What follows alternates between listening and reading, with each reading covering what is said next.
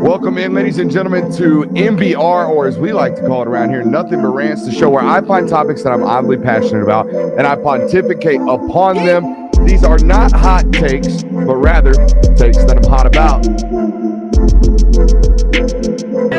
What's up? Really like that. You really like that?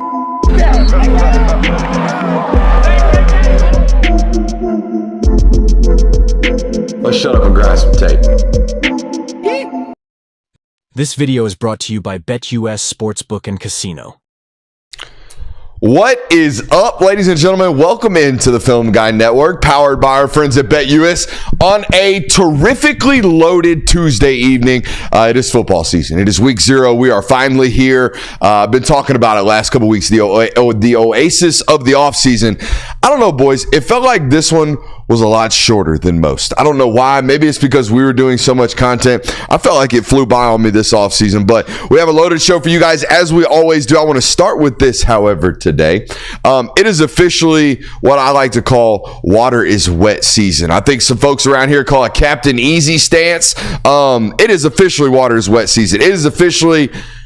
Yeah, Coach, we know. Thanks for telling us, though. It is officially that time of the year. It seems pretty simple nowadays, at least in my opinion, to identify who your starting quarterback is as an outsider in college football, right? I can be on the outside looking into your program, and I only need to find 3 things to identify your quarterback. Who your actual starting quarterback is more than likely to be when you make your official announcement that your starting quarterback is. What are those 3 things? Well, first and foremost in college football nowadays, especially at highly touted positions and highly valuable positions, it's easy. Follow the money. If you follow the money in the particular room, you can probably identify who the starting quarterback is, especially if there's a disproportionate investment into one individual over the rest. Follow the money. Rule number 1. Rule number 2, follow the hype. Bro, if there is obvious signs of life and obvious signs of optimism and hope following one prospect or one individual, buddy, that guy's probably the selection of the coaching staff, right? That's the guy that the positive juice keeps coming out of. The leakage from the football program constantly comes out of. Follow the hype. If the hype is around one individual, follow that person. And then number 3, and honestly, probably the most likely one, but it's the one that's hardest to identify based as an outsider, follow the reps. If there is an obvious rep share king in the building, that guy's probably the starter. Why am I giving you these 3 kind of caveats, these 3 categories rather, of obvious identification tactics of the starting quarterback? Well, we got a bunch of coaches out here lately that just been telling us stuff that we already know. Yes, Coach, water is indeed wet. Thank you for telling us that. First and foremost, Ryan Day announced Will Howard was the starter at Ohio State. Yeah, Coach, we could have, as rule number 1 told us, follow the money. On 3 told us you paid $1.5 million, or at least that's the market value for Will Howard. I'm going to assume that the guy with like 1 year left of eligibility that is making $1.5 million to be on your roster, I'm going to think it's probably pretty financially wise to make that guy your starter. So thanks, Coach, for telling us that he's your starter. Water is wet. We kind of already knew that based off following the money. How about Shane Beamer announcing that Lenoris Sellers is indeed the starting quarterback at South Carolina? Thanks, Coach. We already kind of knew that one. All the hype this last offseason was all about Lenoris Sellers. In fact, so much so that if you talk to a South Carolina fan to a man over the last 8 months, you'd have been like, damn, dude, sucks y'all didn't really capitalize on that NFL quality starting quarterback and Spencer Rattler. They'd have told you, hey, don't worry. Have you heard about this Lenoris Sellers guy?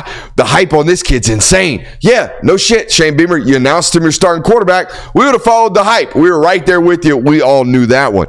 Lance Leipold out at Kansas announced that Jalen Daniels is his starting quarterback. Coach, I know he was hurt last year, but we could have followed the rep count on this one for the last 3 seasons and known that Jalen Daniels was your starting quarterback. I don't know why you felt it necessary to take the time out of your day during the media availability to let the world know that. I think we already could have seen that water is indeed wet. This one was absolutely crazy to me. Rhett Lashley felt the need to tell everyone that Preston Stone was his starting quarterback. Who else could it have been, Coach? I think we already knew that one. Water is indeed wet. I don't understand the need to come out here and make this a big, like, drawn out, elongated process, boys, with regards to the naming of the starting quarterback. The only thing that I can think about is that coaches are indeed this scared of the transfer portal to make a hard and fast decision and announcement on starting quarterbacks way earlier. Like, the whole world knew all of these situations. We were waiting on the coach to kind of confirm the stories that we all believed. But I would also say, like, it's not even programs that have to be fearful of the transfer portal, because South Carolina was coming down to Robbie Ashford or Lenoris Sellers. Do we think that Robbie Ashford is just going to up and leave South Carolina the moment Lenoris Sellers is announced the starter this year? I don't think so. Then the same thing can be said with USC. They announced that Miller Moss was the starting quarterback for them. Do we think Jaden Mayava is going to up and leave USC because he's announced the starter after starting in the bowl game? Malik Murphy was named Duke's starting quarterback this year. I don't think the other Duke quarterback felt like he ever had a shot at this and was going to enter the portal. So I think it is that at some places, sure, like Ohio State, that is absolutely a valid reason. But there's even other places where it's like, did you even really have to be fearful of that one? And everybody kind of knew the writing on the wall anyways. I also want to cut a lot of these coaches some slack, because I don't think a lot of them were trying to create this fallacy that there was a quarterback battle going on. Like Lance Leipold, I don't think ever advertised that, No. We're trying to decide who our starting quarterback is. Like, we're a week away from a lot of these teams playing their first game, and it's probably, you have to officially list someone for depth chart purposes. That's where I'm guessing all these reports are coming out from. I don't think it's like, hey, we found our starting quarterback. It's not a Ryan Day situation where it's like, we've got all these options, we don't know yet. Like, SMU knew who their quarterback was, Kansas knew who their quarterback was, etc. Like, that's what it is, I think. And by the way, I've never played on a football team where you didn't kind of know who the guy was within like 3 weeks. Yeah. Right. Like, as soon as it starts to operate, the guy's kind of the guy. I also wonder how direct coaches are with this nowadays, or if they have to do a bunch of fugazi rep sharing to make people think that they actually have an opportunity to win the job so they don't leave. And if that ultimately causes a deterioration of the sport in general. You see what I'm saying? Mm-hmm. Whereas, like, I need to create a rank and file order so I can develop my 1, then therefore develop my 2 and my 3 and my 4 in that order. We need to have that order. However, if my starter is my starter and then I develop the rest of the 3 guys, the rest of the 4 guys on the roster identically, if the starter goes down, I don't have a superior option. You see what I'm saying? I think this approach of, I'm not saying babying people's feelings, but this whole, we don't want to create rank and file because we don't want to create anybody to have upset feelings, so they hit the portal, is ultimately going to create a deterioration in the competitive balance of the room. Yeah, but I mean, you're a lot. The obvious thing is you're sacrificing that so you can have depth. Like, we all know Kirby Smart has famously said he wants 4 quarterbacks on staff, and he wants 4 on the roster, and he wants 4 quarterbacks that can competently play. Like, if you have 1 quarterback who's great, then 1 quarterback who's good, he's been getting all the 2s reps. If you lose 2 of those guys, you're really in trouble. Whereas, God forbid if Georgia loses Carson Beck this year, they have at least 3 guys where they would feel comfortable about throwing in there. I think that's kind of where it comes from. But is anybody like? I don't know. I just think, too, like, the heat of the battle, while it is largely part of spring practice, I would say most quarterback battles, like, it really heats up during fall camp, like over this last month for programs. At that point, I don't think that you need to protect anybody on the roster. Like, I think your roster is safe at that point. Like, unless you're going to have one of these situations like LSU where your tight end does decide to enter the portal before the season starts, but that's not a very common thing. I mean, I figure once the portal closes in May, it's like, buddy, you're here. Right. You're here, so let's just be honest about what it is. I know Gundy got some slack yesterday for the comment about, once the season starts, tell your agent to stop calling me. When it comes to, I'm going to threaten to leave and hit the portal, buddy, once you sign over that you're coming back for the fall, we got to give you the real, because we have to get ready to play actual football games, not fantasy football of creating the perfect roster. That's what the offseason's all about. Once the season starts, we got to start making decisions, and hard ones. So it is what it is. All right, welcome into tonight's show. We do indeed have a loaded one for you guys. We will continue to dissect the Lenoris Sellers news up there in South Carolina. Nick Saban gave some quotes today, even though I don't think that made my notes somehow. So we're going to have to bring that back. Somebody get those quotes for me. I somehow missed them on my notes. Oklahoma State had a very interesting NIL tactic that I think everyone just laughed at today. So we'll talk about that and laugh with you guys. Hawaii might actually win a football game by more than 38 points. We'll tell you why. It was kind of a funny moment with us in show notes today as well. Joe Klatt had some quotes today, as did Steve Spurrier. Those are relative to Alabama, and it made us kind of steer that direction and conversation in a completely different direction, rather. The most on the line. Who has it? The most on the line in week 1 and in game 1. Most to win and most to lose, as whether it be a football coach, football team, football player, whatever it is, in that week 1. Shouts out to those guys playing in week 1. Shouts out to football season for being here. Shouts out to our friends over at BetUS. Are you looking for a new book this season? BetUS is indeed the answer. They have the fastest payouts in the industry with a 125% sign-up bonus up to $2,000 on your first 3 deposits. They have a fast and easy deposit and withdrawal process. Check out my BetUS link in the description below. I'm going to tell you right now, BetUS, the best place to find all of the odds, even the off-the-wall odds, like the first coach to be fired. We gave you a little tease on that last night. Michael Vick at BetUS.com. Catch an incredible 125% sign-up bonus on your first 3 deposits, plus 10% gambler's insurance. BetUS, my online sportsbook and casino. Hey, make sure you hit that thumbs up button, like, subscribe, and rate and review. And if you are not subscribed to the channel already, please feel free to do so. If you miss any portion of tonight's broadcast, it can be and will be made readily available. However, wherever you get your podcast, just search the Film Guy Network. Glad to have you guys here. We're going to cross over 23,500 subscribers at some point if we haven't already. Actually, I think we already have. I think we're at 23.5. Let's try to get to some absurd number by the end of the season. I don't even want to set a goal. I want it to be an endless goal. Or shoot for the moon, whatever. The moon would be a goal. So we're going to shoot for the ether. Just shoot for the undetermined spot and see where we land. Just make sure you're subscribing, however, wherever. Appreciate you guys. Where do you want to start? We'll continue these thoughts on the Lenoris Sellers decision to make him the starter. I know there's a lot of buzz and hype around this football player, and for good reason. He's 6'3", 242 pounds, and I'm going to be honest, you didn't have to be an insider. Like, you didn't have to be based in Columbia to hear the buzz about this football player last year and leading up to this offseason. Just talking around the space in terms of college football coaches and just being on the sideline during the spring and bumping into all these guys. There was plenty of anticipation about, hey, have you heard about this monster they got up there at South Carolina? He is as physically as impressive as they can be. Like I said, 6'3", 242 pounds. As a redshirt freshman, he will be the heaviest quarterback that makes any type of playing time this year in the SEC, and he's physically ready to go. He is a really, really good athlete, and they absolutely love this guy. Like I said, they love him so much that they're taking his little brother in the 2025 class as a wide receiver. Don't mean to demean little bro's like status as a player. He's a 3-star wide receiver. He is committed to South Carolina. However, had his brother not been Lenoris Sellers, I think his brother might be at Coastal, or his brother might be at East Carolina. They love this guy. They are invested in this football player. I don't think there was any doubt in the minds of coaches up there in that area that he was going to be their football player or their quarterback this year. He's from about 90 minutes east of Columbia is what I looked at today. So he's basically a hometown football player. He was originally, however, committed to Syracuse, which I found was a rather enlightenment today for me. I always thought, local kid, Lenoris was probably one of their home run takes. No, this was a late evaluation, and I found out why as doing my research today. Missed almost all of his junior year, guys, due to a season-ending injury.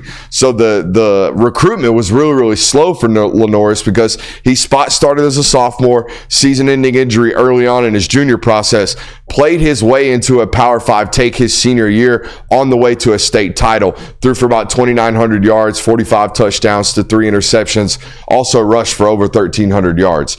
And I think that's part of the reason why he's listed and was ranked like he was coming out of high school. If you watch the tape on this individual, it's really, really hard to gauge what the arm talent on him is. The arm strength's obvious. It's apparent. He's got 60-yard bombs on the film. However, of the 11-minute highlight film that you're privy to as a scout nationally, about 7 of that 11 minutes is him running the football. He looks like a really, really twitchy and short area quickness running back. However, the abilities as a playmaker with the ball in his hand and throwing the football, there's reasons to question it. However, sounds like he's answered all those questions as a football player so far in his time at South Carolina. And he seems like the perfect fit for the situation that South Carolina is in right now. They need hope.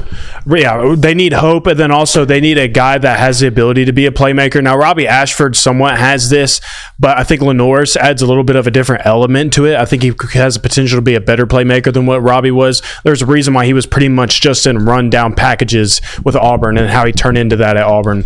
Honestly, it sounds like he's going to do the same exact thing this year for South Carolina. Yeah, that's kind of what I figured. But I think to like the offensive line questions that you kind of have, potential of starting a true freshman at one of the tackle spots, there's still questions there, some uncertainty. So it would make sense why you would want a big body, high ceiling type of guy like Lenoris, who week by week is only going to get better. They got a tough SEC slate that they got to deal with, but who doesn't in this conference? You're going to be baptized by fire. That might be the best thing for him, though. And like you said, the best thing for Shane Beamer to do this year is provide any type of hope. So while your record may not show that, if you have a high-profile prospect, like it looks like you nailed this 3-star recruit that you got a couple years ago, that might be enough for them to say, let's give another run at this next year. Boy, they don't really get to walk out of the gates either. They get Old Dominion, and then it's immediately Kentucky, LSU.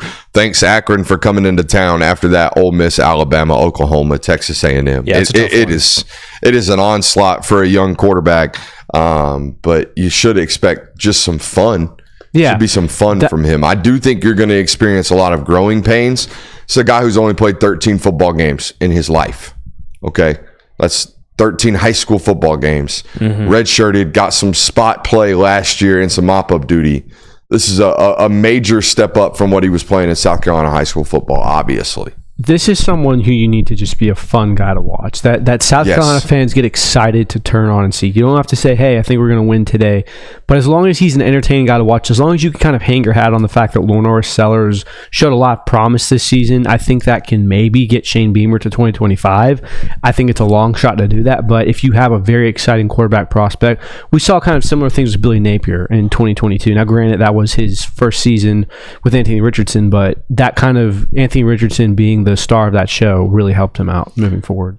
I think worst case scenario is that Lenoris looks really, really good.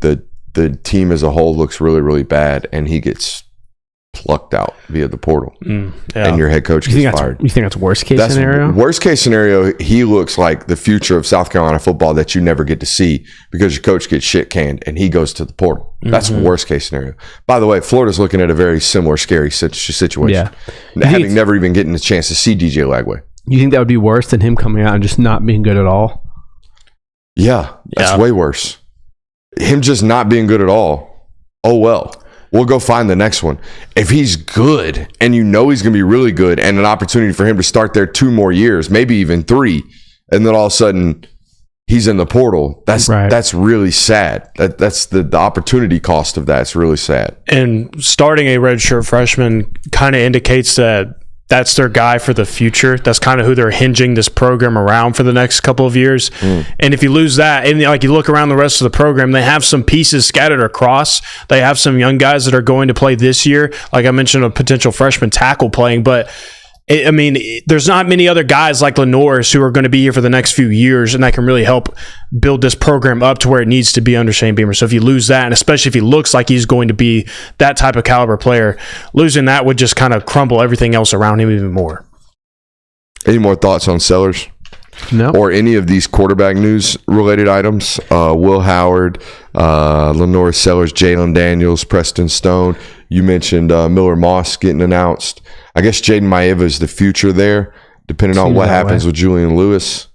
Isn't that going to be interesting if Jaden Maeva's potential cost USC Julian Lewis? Because it seems to me that Julian Lewis wants to start year 1, and any pushback on that. Why else is Indiana in this mix? Other than the fact that the guy gave your son his first offer when he was at FSU as a quarterback specialist analyst. And now that guy's a quarterback specialist analyst in Indiana. So now Indiana's in the mix. Okay. Either way. Yeah. Interesting. Is probably the biggest domino left to fall, other than maybe a Deuce Knight flip. Yeah. Maybe at the quarterback position in 2025. All the other good quarterbacks are kind of solid, right? Do you think that this kind of feels like a recruitment to me too, Julian's does, where you're not going to know until early national signing day almost? Either it happens or it doesn't.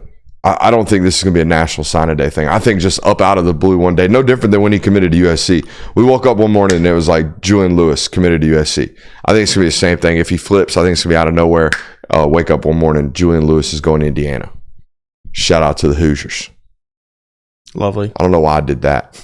Is that what they do? I guess it looks like an H maybe. I don't know. It means I love you in my family. Yeah, it's sign language. Yeah. Hey, speaking of shout outs, I want to give a happy birthday shout out to our friend Brandon Howell, avid listener of the show. Hit me up this morning and he was like, hey man, I need a happy birthday shout out. So we got it to him. Happy birthday, Brandon Howell. You guys want to wish Brandon a happy birthday? Happy birthday, Brandon. Happy birthday, bro. And guess what? Nobody else gets happy birthday shout outs. I don't want to see no more DMs asking for happy birthday shout outs. B. Howell is the only one getting them. Shout out to our boy Brandon Howell. Hawaii finna get a 30-point dub. It's looking that way. So here's how this happened today. I wake up this morning. I get show notes from the homies. I'm looking on there. We talked about Hawaii last night, and I see on the show notes, Hawaii might have a chance to actually win a game by 38.5 points. And before asking what this was about, I was like, you know what? I'm going to go do some show research. I'm going to go find out as to why Hawaii should have a chance to win a game by 38 points. I don't care who they're playing. I don't care if it's Delaware State. I don't care if it's the shorter Blue Hens. Okay, I don't care who it is. They're the Hawks, by the way. I don't care who it is. All right, Hawaii winning a game by 38 points. I got to figure out why. So I started doing all this research. I'm like, all right, 5-8 football team last year. Not very good. But here's the deal. Really, really veteran squad. Real veteran squad out there with the Fighting Rainbows. They only have one underclassman starting on either side of the football. I'm like doing all this research, and that's all I got. 5-8, really old team. Got a redshirt, a sophomore. That's it. Everybody else, redshirt seniors, really old, probably 25 and beyond. And then I'm texting Kirby. I'm like, why are we talking about Hawaii winning by 38.5 points or plus? Because I can't figure out any reason why, and you actually have the reason why. So Delaware State was set to fly out today to Hawaii, which is, by the way, a 10.5-hour flight. So that is a haul. They had bus malfunctions, from what I understand, and missed their flight. So they are planning on flying out at 4 a.m. tomorrow morning. The line for ESPN Bet has already moved 7 points in Hawaii's favor because of some jet lag? Well, I mean, you're getting a day less of practice. You're going to be a day of more fatigue. Like, you have to imagine. Well, no, we'll practice. We'll practice on campus before we get on the bus at 4 a.m. We'll get it in. Don't worry about it. We're a football team. The fact y'all can sleep on the plane. Yeah, but I mean, the fact that the line's moved 8 points in Hawaii's favor now is huge. And ESPN's prediction tracker gives Delaware State a 1% chance to win. Boy, I'd be hot if I got Delaware State minus 31.5. I'd be hot. Yeah. You got a full tud on that since this debauchery. You'd be really happy if you had Hawaii plus 31. Though. I mean, yeah, or minus 31. That would be more than ideal right there. Does Hawaii do it? Does Hawaii pull out a mythical 40-point win over the Delaware State sums? Sure. I mean, I don't have anything other than that.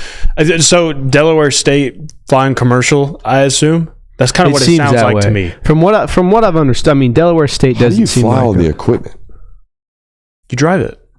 How do you drive it? Just kidding. That's a joke. You got to put it on a cargo ship, right? I don't know. A cargo ship. We're going to fly a whole plane, like a FedEx plane full of football equipment? I would assume they're probably just going to check it in like a... No. You can't check a football. You can't check all your football gear. You can check your helmet and shoulder pads, I'm sure.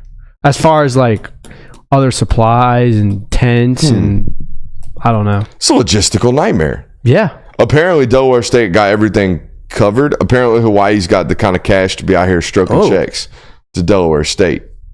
Interesting.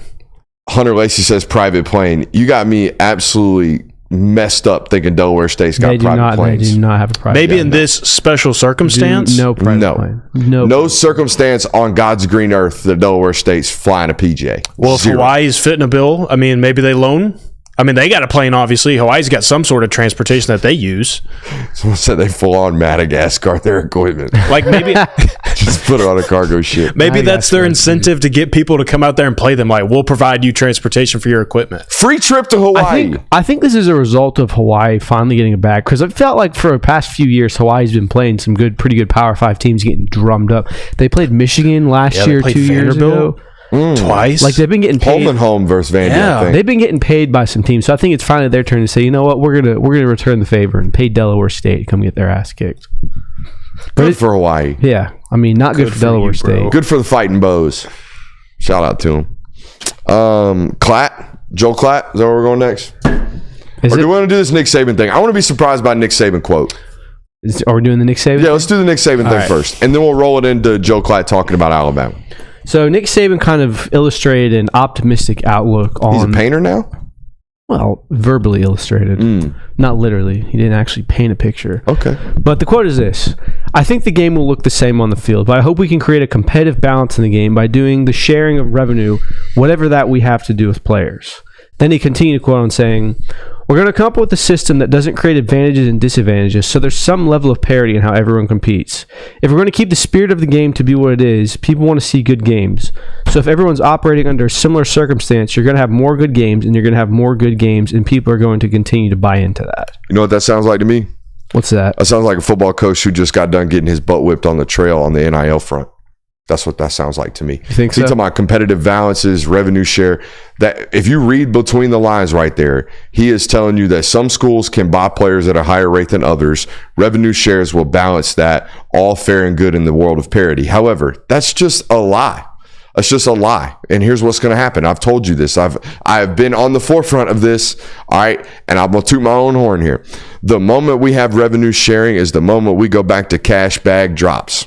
That's the moment it happens. All right. So the backdoor channel cheaters like, I don't know, Alabama. Okay.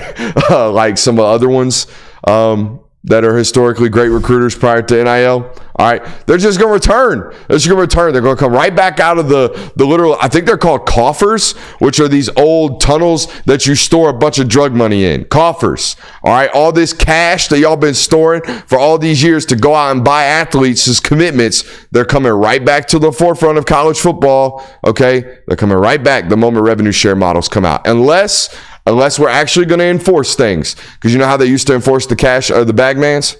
You know how they used to do it? How? The moment they found someone that was traveling at a way higher rate of speed than everybody else. Oh, I'm dropping $200,000 in cash payments, and now all of a sudden Ole Miss showing up dropping $500,000. All right, we're gonna have to find out how to get Ole Miss's ass. All right. Oh, we're out here dropping $80,000 in the middle of the 1980s, and all of a sudden SMU's dropping $150,000 with some Trans Ams. We're going to go get their ass. All right. That's how it used to govern itself. We will return to that. Unless you're going to tell me that somebody's actually going to govern this real. All right. Meaning we're going to give the rev share models. We're going to have NIL that's reported to the actual registrar's office. And we are going to keep a tight governance on this because the actual government is overseeing this. Unless that's happening, don't tell me cheating or the competitive balance in football is going to come or magically find its way to college football, because that just ain't the way it's going to happen. So do you think Saban's kind of comments were good, or do you disagree with them? Or I think Saban's comments are based on, hey, we have this wild, wild west right now, as if we didn't have a modicum of cheating prior to the wild, wild west. You see what I'm saying? Mm-hmm. I think now all the bank robberies are being reported on the news channel, when Saban used to put the mask on and stick them up in the middle of the damn bank robbery, 1970 style. Nobody knew about it. That's all I'm saying. The world ain't worse. We just know about it now. That's all I'm saying. That's probably the best quote you've ever given on this show. You think so? The world ain't the worse. Bank robbing, or the world ain't worse? The world ain't worse. We just know about it now. I'm dead ass. You can apply that to so many things. For sure. Everything. And honestly, you can really apply it to football, because if you read about the history of football, people been cheating in this bitch for a fat minute. Dartmouth used to be good at football, and they were cheating. Harvard used to be good at football. They were cheating. Army used to cheat. Yes. Army used to cheat in football. After all that ranting you did yesterday about respecting the troops, you're going to call out Army. Yeah. Just another heel flip by you. Even Creighton was doing it dirty back then. Creighton out here dropping bags on football players in the 1920s. Who's the team that won 2 at Princeton? Yeah. And then there was that 70-year run of college football where Alabama's athletic administrator was claiming national champions because the local gas station attendant wrote them down 1 in the AP poll. Mm-hmm. Hey, they got 19 of them, though, however many they claim. Yeah, people love claiming natties. My opinion is anything after 1955 is valid. No. anything after 1990 is valuable and valid. Here's why. The moment we stop claiming two teams having titles is the moment real titles exist. That's my opinion. I'm sorry. So you don't think Georgia won? Bro, Colorado and Georgia Tech claimed the same title in 1990. That shit is crazy. We like the moment that stopped is the moment I count real national titles, in my opinion. I think Tennessee claims a title in which a season they were never ranked the number one team in the country, and they lost their final game of the season, yet they claim a national title for that season. Some crazy stuff that people pulled off in the history of college football. If you didn't watch it on TV, I don't think it's legit, Natty. One more time on the Saban quote. Read it back to me. There's a lot. There's also this quote that I can read you too, that if we can do all things to keep the spirit of college athletics, on education, on development, personal development, future success in football and any sports, as well as people, we can take the lessons that they learn in athletics to help them be more successful in life, while not eliminating opportunities of any other sports we have right now. Word salad. Yeah. Is he going to get into politics speaking like this? I don't know. I think that... I mean, good God. That sounded like a stump speech. It seemed... There was no taking that. No. That was just word salad. It was football. Football is good. Football for the rest good. Of the School sport. good. Yes. Experience is good. And to Nick Saban's credit, I think that he's kind of gotten ushered into this role since he retired as kind of the quote unquote grandfather of college football, just because he was the greatest coach of all time, and now that he's still kind of remaining in the space, and obviously his testimony in front of Congress, kind of everyone's like, oh, Nick Saban's the guy who's going to be pushing. He's the one who's going to save college football. So it seems like everything he speaks about it now is kind of taken as gold. You think revenue sharing takes cheating out of football? No, I don't think any. Revenue sharing takes cheating out of football? You're never going to take cheating out of anything. Unless you salary cap it and make everything reportable. Mm-hmm. We just have everything. No, I mean, it's still not. And that's not happening. You're still not going to. We just had the biggest cheating scandal in college football history with the most I'm talking about cheating in terms of player acquisition. I mean, yeah, but cheating is cheating. Like whether it's player acquisition or sign stealing or spying on another team. Not relative to Nick's comment. That's fair. Okay. That's what I'm saying. Like he's talking about how the revenue sharing model will bring parity to football because he's talking about it bringing fairness to the player acquisition model. Again, he doesn't say all these things because he's speaking like a politician. But if you read through that first quote about how revenue sharing will bring parity to college football, that's all he's talking about. Revenue sharing will get rid of this Wild Wild West method of player acquisition. I don't believe that to be true. No. Don't believe that to be true. Teams are always going to try to find a way to take an edge on over people. They going to drop them bags. They ain't dropping bags right now. They dropping promises right now. Hey, man, we're going to make you rich when you get here, dog. We're going to make you so rich. $30,000 a month, 30 G's right into your bank account. I promise. Just show up. I think those bags turned into crates, too. It's not just a duffel bag. Oh, yeah. We got to load it with a forklift. Yeah. The Brinks truck. Yeah. And it's direct deposits now, so it ain't even cash drops. It's wire transfers. That's good stuff. You instantly rich. What's the most I was about to say, you think your spending habits would be bad if that's how your payment structure was? No. If you got $30,000 this month, and you know I'm gonna spend, I can spend that $30,000 because next month I'm getting hit with another 30 G's. As long as I don't get in trouble, it would change. Yeah, my spending habits would be shit at 19 years old. They would be absolutely terrible. Yeah. Oh, a car payment's $4,500 to lease this Lambo? Fuck it. I'm making 30 G's a month, dog. Yeah, No, that's don't do exactly that. what I was about to bring up. Hey, don't worry about the IRS. Hey, don't worry about the IRS. You right, dog. I ain't worried about the IRS at all. They owe me money. You think anybody does it to where you scan a QR code and you get your payment? You trying to transition on me right now? A little bit. Come on with it. I like this. Come on.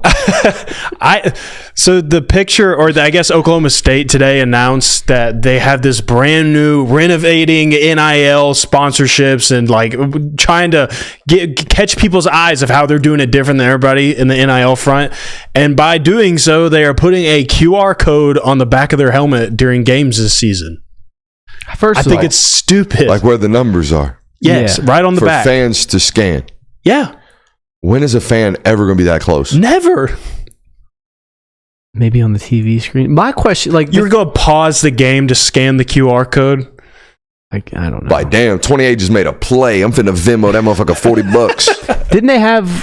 Didn't Colorado do QR codes to their social accounts on their practice jerseys? Or was that just their handles? QR codes Just to their their socials handles. and their handles. Yeah. No, they did them both. Yeah. And Cartersville did this here in the state of Georgia. They have a practice jersey with a QR code on it for their recruiting information. Does it work? There's got to be some analytics out there that say something about this. By the way, I don't think the QR code method works at all. What do you mean? Like, who's out here using QR codes successfully as a marketing scheme? Restaurants are starting to do it with menus. Restaurants with the menus. That was a COVID introduction, and I'm gonna be honest with you, makes me kind of dislike your restaurant a little bit more. I want to feel it. What if I ain't got service at your restaurant? Can't pull out the freaking menu. Such a crazy. This is the most modern thing in college football right now. Like, try explaining this to someone in 2008.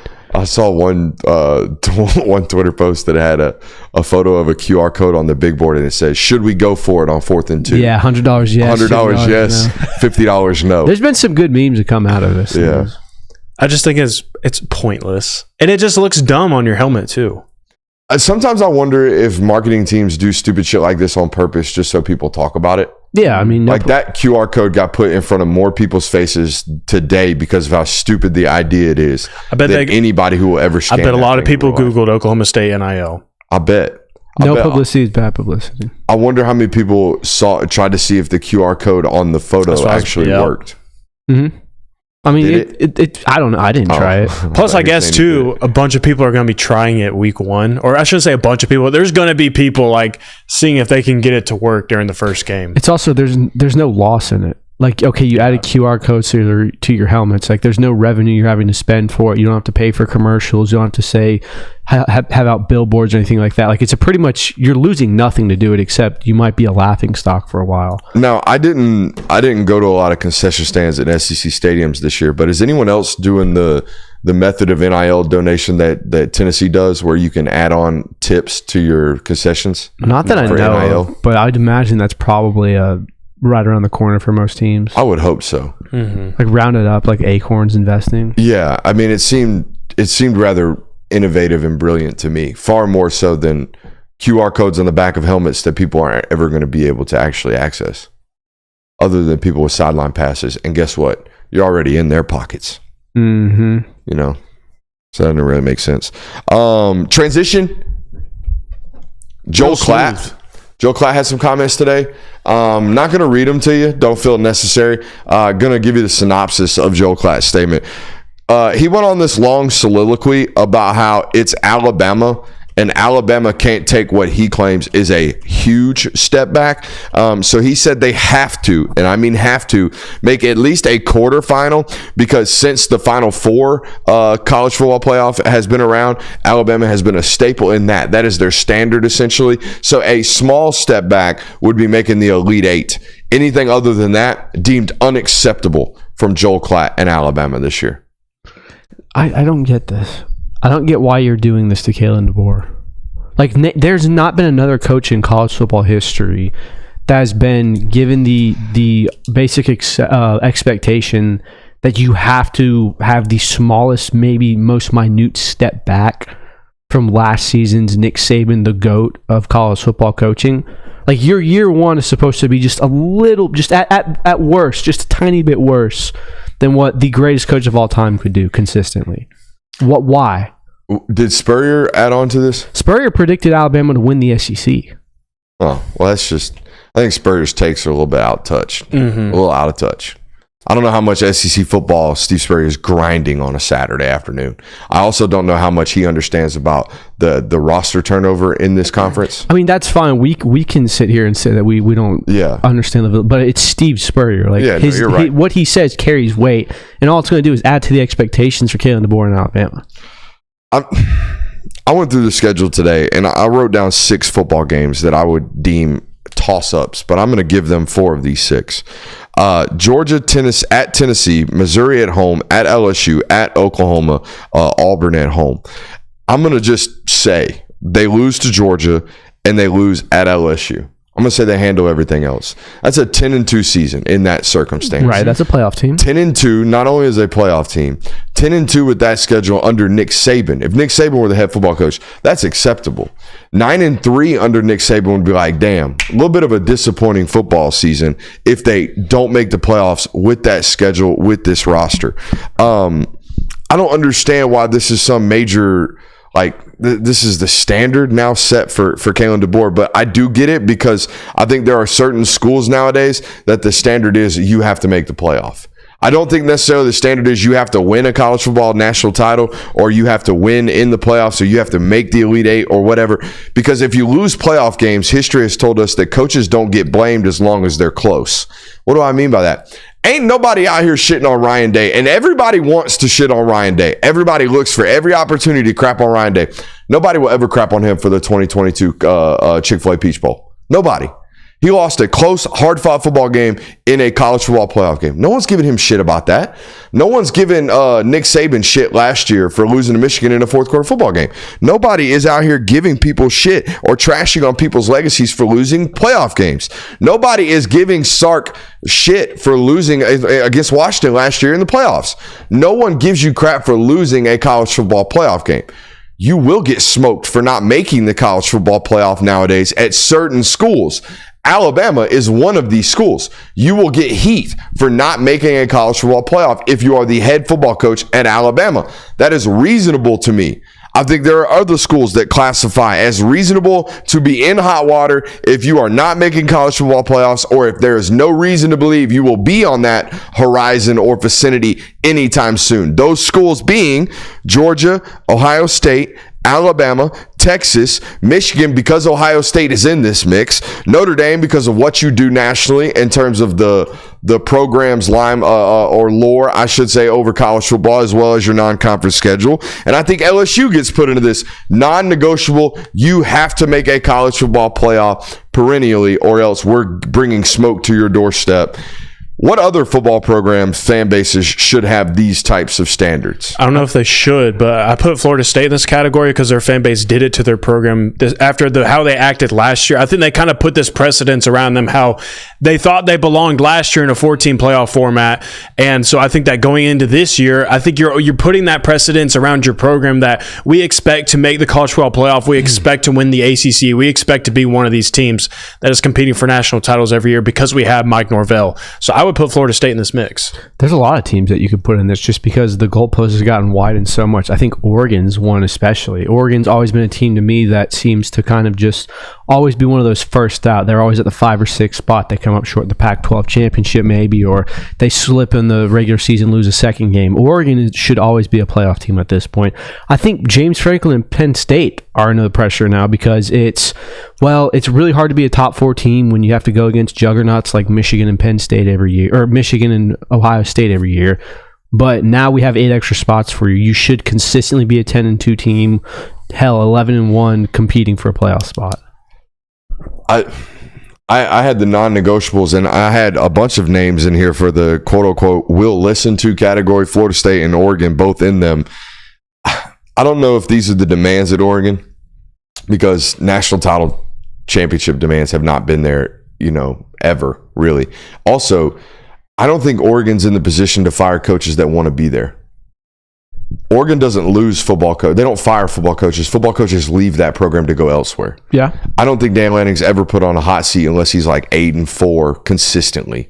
Dan Lanning chose to stay there over a presumed offer to come back to Alabama.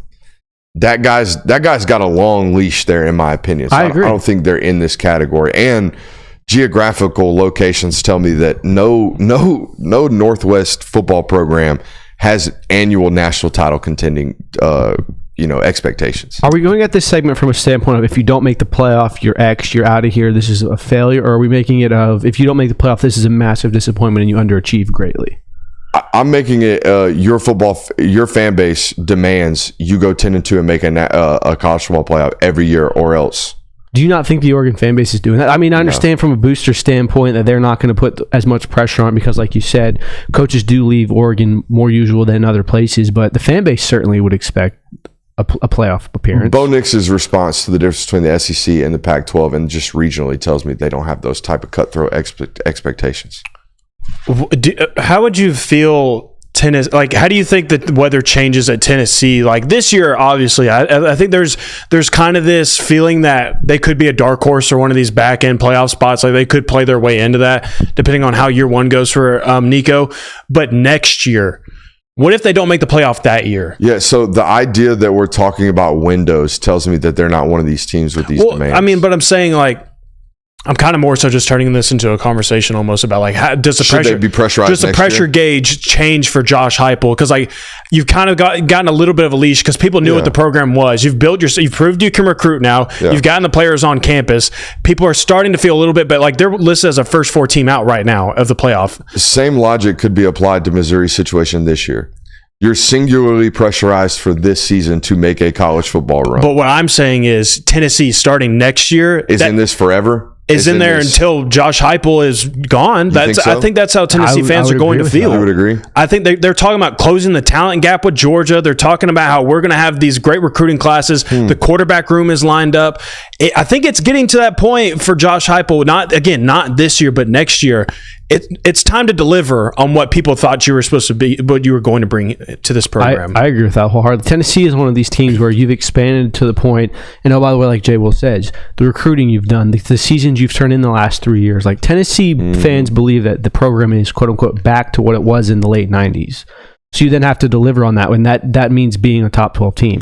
I understand that the expectation hasn't always been that because prior to 15 years prior, Tennessee wasn't there as a program. From 2000 to 2021, Tennessee football averaged 7.2 wins per game or per season. Yeah. They're averaging almost 10 now. It's a completely different football program under Heupel. Exactly. So, I mean, like, the fact that it's a completely different program comes with completely different expectations. Did you put Texas on this list? I did. Okay. Texas is in this list. Again, the final list I have, the undeniables right here: Georgia, Ohio State, Bama, Texas, Michigan, Notre Dame, and LSU, which puts a lot of pressure on Brian Kelly, but I think that's deserved. You mentioned Penn State and Oregon. I don't think we can have 4 Big Ten teams in this, where it's like, hey, if you don't make a college football playoff, we're going to start talking about you getting fired. We're going to be firing a lot of football coaches. Do you think you can have 4 SEC teams in it then? Yeah, because, again, it does mean more. And the amount of resources poured into these football programs are extremely high. Even if we go to the auto bids where SEC gets 3, Big Ten gets 3, I mean, you don't want to be the one team that's left out in the fan base, pretty much. And that's only 3 auto bids. So, I mean, who's to say that you couldn't get 4 teams in if you were a conference? Better question, which Florida football program's fan base deserves the most feelings to be in this? Florida State. Florida State right now. Yeah, because the ACC. Yeah. I mean, Florida, dude. Right now? There is no reason the University of Florida should not average 10 wins a year. Proximity to talent is outside of this world. They're the only SEC member in the state of Florida. They're centrally located in the damn state. They can recruit the southern part of it just as well as the northern part of it. They're the only damn school in the state that can say that. Okay? And they have the SEC money. There's just in my opinion, there's no reason Florida shouldn't be in a national guaranteed to be a top 10 program if they get their shit in order. The only thing is they don't spend a lot of money on facilities. The football facilities down there are upgraded now, but for years they weren't up to the standard. Now they're there. In my opinion, there's no reason Florida shouldn't be in this discussion. I mean, I agree with you. All the writings are there of that being an elite team. We're going on year 15 now. Oh, I know. Get your shit together. I know. It's at a point where it's like, is this just Florida at its peak can be one of the most dominating teams in college football, or is it Florida's just a sleeping giant? Because, I mean, the reality was Florida was a decent program until Spurrier got there. And when Spurrier left, it went back to being like, hey, this is a pretty decent program until Urban Meyer took over. Oklahoma fires Venables. Napier fires Florida. Which job's better? Florida. All right. Florida, Ole Miss. Florida, Tennessee. Bullshit. I'm going Florida. The in-state talent at Tennessee does not even come close to. Okay, what does the talent matter though if your school's going to pump millions and millions of dollars more than Florida? If I'm a good recruiter, I better be able to go out and get them. And Florida's got the money. They just don't have the guy to be able to actually drum it up and go spend it. No one is investing in Florida recruiting right now because no one believes in the guy that you're investing in, which is Billy Napier. This will turn around eventually. Once they get the right guy, but you're right. They haven't gotten the right guy. They're over their last 3. I know. It's more than 3. Over the last 4. It's McElwain, Muschamp, Mullen, and Napier. Yeah. Over the last 4. I can't believe I know Florida football coaching that well. Probably because we've had that's almost an embarrassment. Times as Muschamp was before McElwain, but okay. That was him on the Shark, right? McElwain? Yeah, it was definitely McElwain on that Shark. Feels like it. I thought so too. I think he had a slander lawsuit, so we better be careful. Oh, whoops. Didn't say that. Definitely wasn't you there, excuse me. See, I don't even know which guy it was. See, definitely wasn't me. I didn't say that. I'm gonna say no on all of these maybes. Florida State, I don't think so. Miami, I don't think so. Florida, I don't think so. Penn State and Oregon, I don't think so. What about Clemson? I don't think it's fair. No, not right now. I think their fan base thinks that, which is fine. But I don't think that you should hold Clemson to a got to make the college football playoff standard. Not me personally. Interesting. Their fan base does, which means maybe they should be on this list. So what's a bigger disappointment this year, than if Michigan doesn't make the playoff or if Clemson doesn't make the playoff? This singular season? Yeah. Clemson. Year over year, Michigan. Okay. I think Michigan's only tied into this because of Ohio State. It's like a sibling rivalry, essentially. All right. Yeah. If they expect to be in, we expect to be in. Gotcha. That kind of deal. I see what you're saying. Oh, big bro got new shoes? I deserve new shoes. Y'all didn't have older siblings, did you? Nope. No. Oh, yeah, Dad had an older sister. Yeah, but not, big bro. Big bro gets something, little bro better get something. That's kind of the deal. All right, team with most to lose and gain. I believe it's going to be our last segment of the National Hour tonight. Who wants to go first? How do you want to set this up? I've got one team that I'll go ahead and get one out of the way. Come on, get it up. I think there's two teams that have a lot to lose and a lot to gain, and it's the Florida-Miami game. We've kind of established that. Hot seat bowl. Yeah, we did the hot seat bowl, exactly. Whatever coaches lose that game is fired, whereas the other one, if you win that game, it's You're a hero. It's a really, really good first game of the season for you. I mean, Florida can get things off on the right foot. We all know that they have a gauntlet of a schedule. Miami, if you beat an in-state rival, the hype is real at that point. Everyone's kind of buying in even more in your ACC championship season. So Everything good over there? That sounded like news typing. I was just replying to a comment. All right. the I'm chat. just making sure. You never know around here. No. I start seeing you rat-a-tat-tat in that keyboard. I figure we got news going out on the network. Glad to know I've set that precedence for myself. Hell yeah, baby. Notre Dame is on my list because you got a matchup against Texas A&M. It's one of your only few big matchups that you have this season. So you have very few opportunities to prove yourself and to prove that you do belong in the college football playoff. Week one, making a statement against a team like Texas A&M. What? No, keep going. Okay. I thought you were trying to make I'm going the inverse. That's why I was doing this. I got you. Yep, okay. Yep. Texas A&M ranked football team right now. So getting a ranked win in week one would be a huge step forward for Marcus Freeman and Notre Dame. And again, you got to prove it while you can because there's not too many prove-it games this season for them. Boy, you talking about a lot to lose and a lot to win in terms of your public standing with your fan base. How about your first football game as a head coach at Texas A&M being at home number 7 Notre Dame coming to your crib? 112,000 people ready to scream their head off and kiss the people next to them if you indeed score and do their little Texas A&M thing.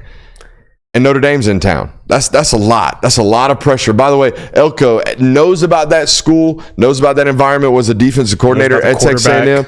However, has never coached a game on that sideline, was always in the box as a football coach out there. So it's going to be a totally different environment for him. is Mike Elko under that much pressure in this game, though? I think it's more of a nerves pressure. Okay. Not like you lose, you're fired. I'm talking about like there is a lot in terms of the public's view of you and what you are as a head football coach right here, game one, Notre Dame. Very true. That's a lot. It's definitely a tone setter for sure. I think that, but in some ways you're playing with house money. Like if you go out and you lose that game by, 7 points, a 1-score game, it's a really good fight. People are going to walk away saying, hey, we've got something special with Mike Elko here. It's his first game. You have to imagine we're going to have many better years of this, and they take the number 7 team down to the wire. Like that's got to give you a really good feeling, even though you lose. I think Notre Dame has more to lose in this game because it's a Texas A&M team that's in. You don't want to be the first loss of Mike Elko's career.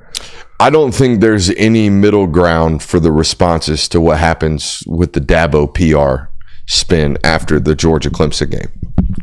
I think if they play close or win it, oh man, all that hatred on Dabo, y'all need to shut up. Clemson's still here. They're still relevant. If they get their doors blown off, all it's going to be is, see Dabo, you need to convert to modern times. You're an idiot. You're so hard-headed. Ha, ha, ha. You're washed. There's no in between. There is a 100% win or a 100% loss. There's no in between here. Yeah, and even the loss, it feels somewhat like house money. Like, there's going to be fans, if Georgia wins by 20, there's going to be Clemson fans that go, we expected this to happen. It's Georgia. Like, we know what's going on here. I don't think you're going to have outside pressure from Dabo of like, all right, this program really, really needs to turn around. I think that'll happen if you lose to, I don't know, a Louisville this season or a game that you probably should have been able to win. Like, no one's really... If you get blown out by Duke like you did last year. Yeah, exactly. Like, no one's really, really saying that, hey, Clemson should be able to win this game against Georgia. So if you lose, it's not the end of the world, I think. If you get beat bad. Like handled. Yeah, then it's... all doors are off. I mean, they're coming after you because you can't do that to start your season. Because, but to me, I get this feeling too. And I asked a Clemson fan that I know, I was like, "Do you feel like your team got better this year than you were last year?" And they said they feel like yes. I want to say no. I don't think that Clemson is better than they were last year because of the pieces that they lost. I just feel like that maybe the expectations are a little too high for this Clemson football team this year, but Clemson fans certainly don't see it that way. I agree with that. Listen to me and listen to me closely. Okay, I'm dead serious. Serious heart attack about this one. Illinois State lost 4 of 5 football games last year by a combined 8 total points. Their first loss of the season got dubbed up by South Dakota State by 19 points. Outside of that, they took 4 more L's by a combined 8 points.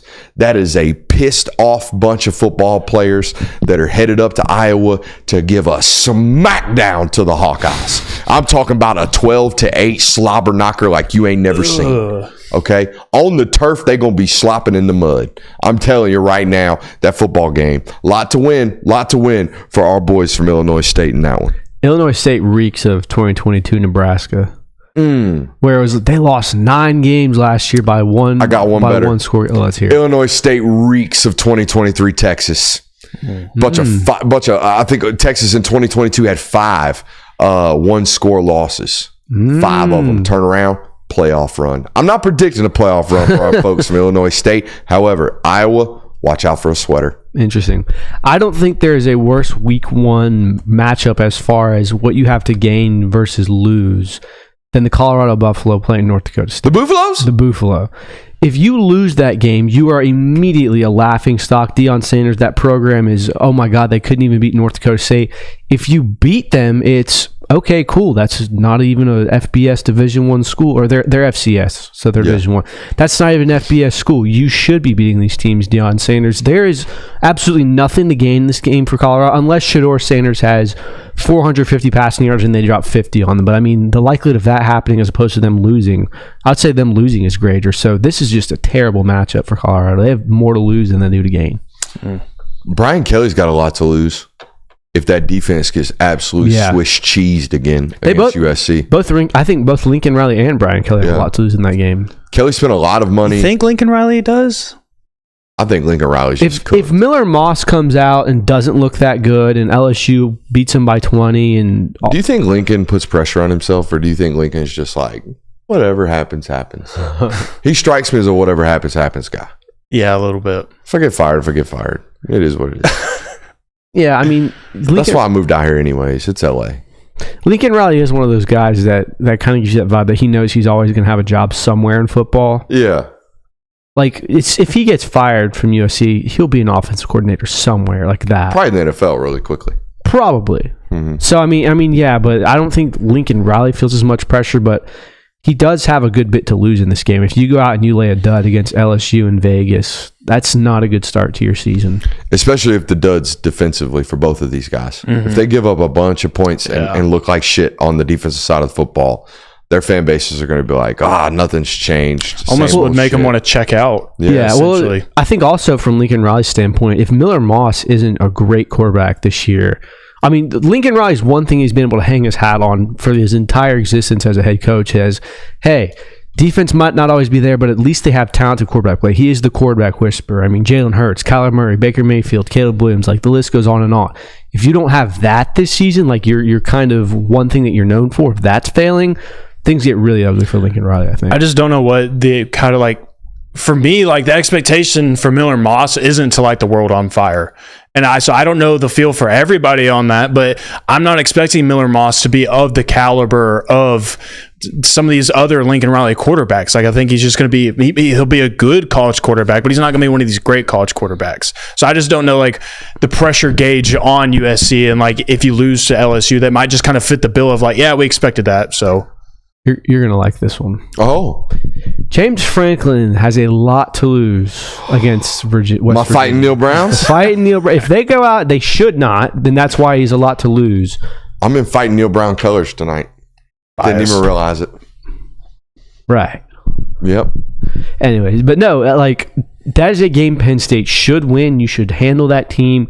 If West Virginia beats Penn State, that seat starts warming up immensely for James Franklin. There's a lot to lose in that game, whereas there's not a lot to gain. Neil Brown, Coach of the Year campaign starts off hot. Is that what we're saying? I was hesitant to say that because I think you're going to buy into the hype a lot. But there's not even just pressure on Penn State to win the football game. There's pressure on Penn State to win this football game in a certain way. Style points, baby. You need style points. And nobody cares if you put up a bunch of points against Youngstown State. Nobody cares about that. But if you can do it at least against another Power 4 opponent to start the year, and things are looking great out the gate, that's the best news you could ask for as a Nittany Lion fan. But if your offense looks the same as it did last year, if Drew Allard doesn't look like he got any better, if he looks like the way he did in the spring game this year, the feelings are going to be a little different around Penn State and James Franklin. Yeah, this has to be a game where casual college football fans look and go, oh shit, Penn State might be really good this year, actually. They hung 50 on West Virginia. Penn State. Hey, got a whole other hour coming up right now. We're going to talk that dog. I think this is a really fun segment coming up in the local hour. We're going to have a fantasy draft of Georgia's roster, as well as giving you some intel on the latest on the injury report. See you in about 45 seconds.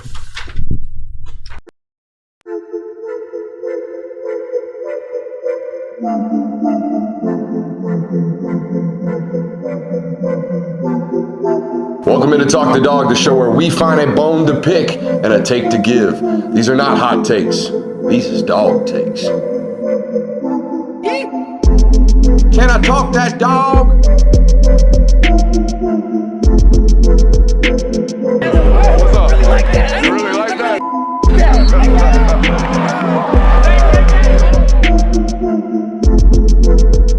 Let's shut up and grind some tape.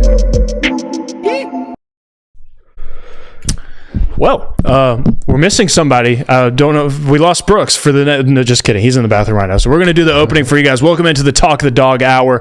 As we love to say around here, we have a loaded show for you. Brooks teased a great segment that we have during this hour. We're going to draft some dogs, do a little fantasy draft. We're going to keep track of it throughout the year, and we got a variety of topics that we're ready to hit.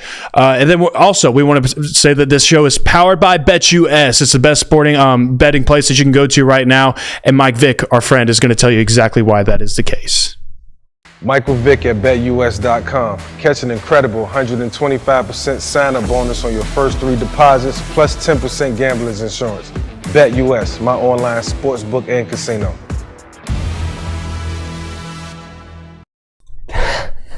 Look at that magic. Somebody just won $10. That's why I was laughing, bro. It is a Tuesday, and before the season starts, Kirby Smart has press conferences on Tuesday. I had the first question. I wanted to know, hey, Coach, fall camp just subsided. Y'all just finished up fall camp. What did you learn about your football team throughout fall camp?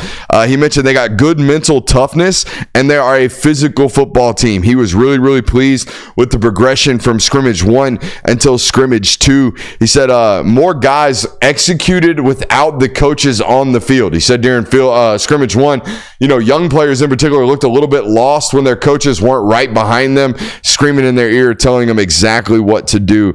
And he finished the statement with, I'm really pleased with where we are right now as a football team. So very rare do you hear optimism from Kirby Smart when probed with a question like that. Hey, Coach, tell me something good about your football team. Normally, he just leads with the bad and the areas of improvement. I felt like there was a positive tone towards the end of that response. Speaking of responses, Kirby Smart's responses towards injury questions today were absolutely all time. Now, boys, I think about 2 or 3 weeks ago, I brought you a comment on the record quote from Kirby Smart about injury reports, mandatory injury reports potentially coming to the SEC as early as this fall. Do you by chance, Jay, will remember what, paraphrase for me, do you remember what those quotes were from Kirby Smart about mandatory injury reports? I believe he said something along the lines of, if it's great for sports betting and it's great overall for the sport, then it's a good thing. Just seemed really happy about it. It's like, okay, we'll do this. I'm more than happy to give out my injury report and print it out for the media on Mondays. Kirby was asked straight up today, hey, Coach, Xavier McLeod struggling with an injury lately. What's going on? His direct response was, Xavier McLeod's been hobbled with a little bit of an injury lately. We're hopeful to get him back. Coach, I know he's been hobbled with an injury lately. That's why I asked you about his injury lately. What is it? No information. All time was the redirects from Kirby Smart about injuries today. However, we actually did get some type of information out of him. I think he gave quotes about Colby Young dealing with a hamstring injury, Warren Brinson dealing with an Achilles still, Roger Robinson still dealing with a toe injury. I don't know the severity of the toe injury. I really don't. I don't know what's going on there. I will tell you this. I know it's turf toe from everything that we've been told, and I believe Kirby's even on the record saying it's a little bit of a turf toe injury. However, guys, do you know the variance of a turf toe injury? It's very wide from what I can remember. Very wide. Understatement of the year. It is the widest of margins I've ever seen. My biggest memory of turf toe is Julio Jones had it one season. And it was like, he might come back this week. And it was like he was out for 9 weeks. So it can be anywhere from, I think, a week to like a couple of months. So I looked it up today. There are 3 categories of a turf toe injury. There's a grade 1, a grade 2, and a grade 3. Grade 1 is 2 to 3 weeks. I think it was 1 to 2 weeks. Grade 2 was a 2 to 3 weeks time span. Grade 3 was a 2 to 6 month time span. So there's just absolutely no telling how of the severity of that injury. We don't quite know. Jared Wilson was back. He used the term controlling the volume on the amount of reps that Jared is taking right now at the center position. Jordan Hall is out still with that hairline fracture in the fib. Xavier McLeod out, as I mentioned. Some stuff in the chat about a potential abdominal strain. I'm assuming you, quote, heard that from some other reporting. Don't want to defy any other reporting. I don't know what the actual location of the injury is. Just know that he is out and dealing with some type of injury and will be back at some type of time. Love that ambiguity from the Kirby man. Yeah, I mean, you'd have to come to expect that. And maybe we get something more solid come week 1 because there's going to be a mandatory injury report. But I wouldn't expect anything that if Kirby Smart doesn't have to tell you something, he's not going to. He continues to sound really confident about Jared Wilson. It's very rare, so rare. I can't remember another example. I've never heard Kirby Smart talk about a first-year presumed starter as a known thing. And every time he talks about Jared, he talks about him as a known thing, which is very rare to me. Have you ever heard of him do this with anybody else? A guy that hasn't played starting minutes in the SEC, and he speaks as if he doesn't have anything to prove. He led his opening statements about Jared Wilson this year with, I can't wait for y'all to see this guy. Yeah, the only other one that pops in my mind is Brock Bowers. Yeah. For obvious reasons. But, so, I mean, if you're going to put those two guys in the same category, I think it's pretty good. All right, we got a super sub here from Unk. It says, no free subs, but J-Will and Curb, dinner on me. If $50 can buy dinner these days, either way, give it to the boys. And it's abs or a rib injury from McLeod. Yeah, so we get a little intel right there from Unk. Unk's so the best, man. I will take you guys to dinner at some point. We will put it on Unk. I got to tell you this, and I hope he doesn't mind me exposing him on this. That guy hates everything when it comes to content. Everything. So if he likes you, you're good. I'm telling you that right now. That's you are absolutely good. Thank you, Unc. So glad to see that he is showing some love to you guys, because I know he loves me, but he's almost contractually obligated to love me. He is not contractually obligated to love you guys. He's attached to me. We might as well be male married, if you know what I mean. So there's that.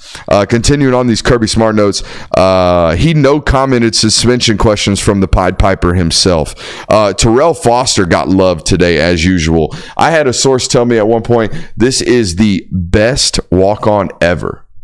Best walk-on ever. And I know Stetson Bennett, I know. But this guy right here still being on a Georgia roster is unfathomable to the people inside the building because they know for a fact this guy could go start on SEC rosters elsewhere. I didn't realize Branson entered college with knee stuff, but he said he came into college with a bit of knee soreness and a bit of tendinitis, I believe. Tendinitis, I think was the word. I almost said arthritis. Tendinitis was the word that he used. And then he had a major injury, obviously, last year. He said that he loved the way that he has handled things with regards to his rehab. Mentioned Trevor Etienne being a, quote, natural-born leader. This was something that it was probed to him following up on something that he said last week, which is Trevor Etienne is I believe the term was unquestioned leader in that running back room. Obviously a really young room. Cash Jones, you would imagine being a walk-on, not really titled with the leadership role of this room. Kendall and Dejon having just departed from it. It was a leadership role that was up for the grabs. It sounds like Trevor Etienne grabbed it pretty quickly. And correct me if I'm wrong, this sounds like one of the first instances where it's been the guy came in and took the leadership position rather than, hey, I'm the leader now. I have to deal with this. Well, and two, you have to think like Rod was a major factor for Georgia last year, but he's also younger than Branson, but Branson missed all of last year. So both of them probably felt like they were in a weird spot to be able to just feel like they step into that leadership role when both of them were like, well, he's the older guy, so I don't know if I take it from him. And I wasn't around last year, and he was. I don't know if I take it from him. So it's really good and refreshing to hear that Trevor Etienne just said, yep, that's me. Question from the chat from Drew Roll says, why is tendinitis so rampant nowadays? I don't want to isolate the injury, but maybe squatting 650 pounds as a high school football player does not the best thing for your knees, I would imagine. No, I mean, probably not great. The weight gods are going to kill me. How dare you? Perfect form, all that good stuff. However, still a lot of weight on young knees. And I will tell you this, as an overarching, as a whole, I think football players do way too much power cleaning.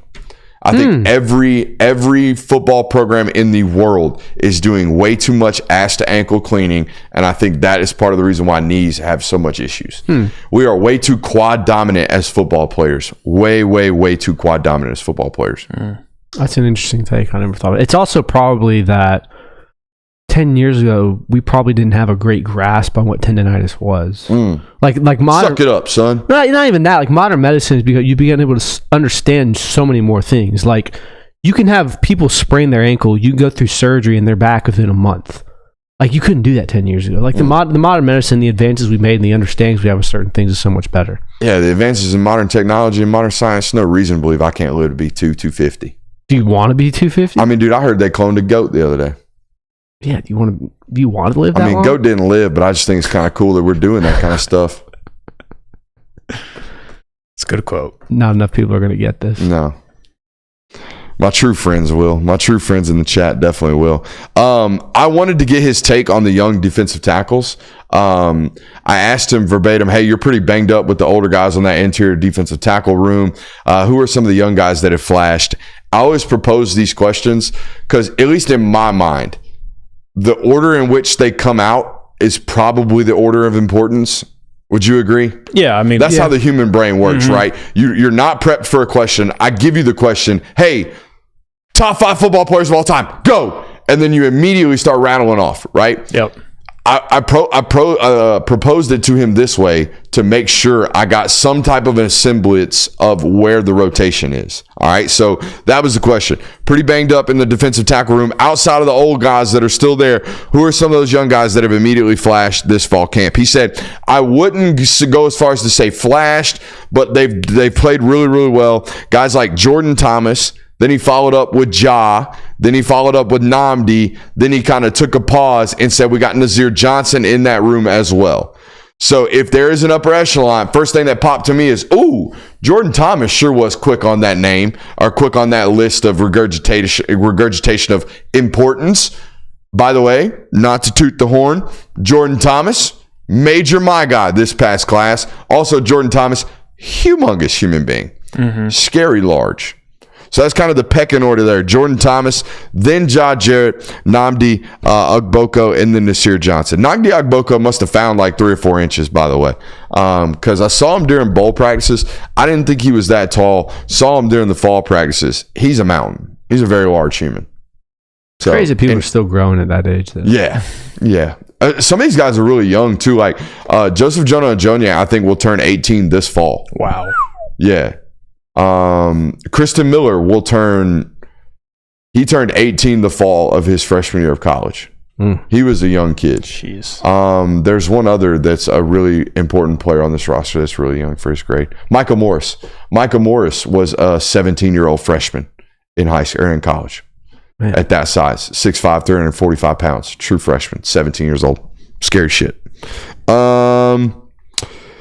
He said that the young guys, they've gotten an unusual amount of reps in their defensive tackle. Not only an unusual amount of reps. I got a fat tongue tonight. Not only an unusual amount of reps for those guys, but an unusual amount of reps against the 1s and 2s offensive line. So normally during fall camp, these guys are getting a bunch of reps anyway, especially during spring ball, trying to get the whole roster developed, right? And get them developed and get them a lot of opportunity to play and get reps and all that good stuff. During the fall, we kind of dwindled those things down. Well, this fall, those guys have continued to get reps because guys like Jordan Hall, McLeod, Warren Brinson have obviously been banged up with injuries. Joseph Jonah Ajonye continues to stand out. I think the important thing about this, or rather the impressive thing about him connoting him as a standout player as a freshman, is the adjectives in which he used about JJA, saying that he's physically tough and that he flashes physically. If you're physically tough and you're flashing physically as a true freshman, that's pretty impressive in my mind. I've always said, what do you have to be a player as a true freshman?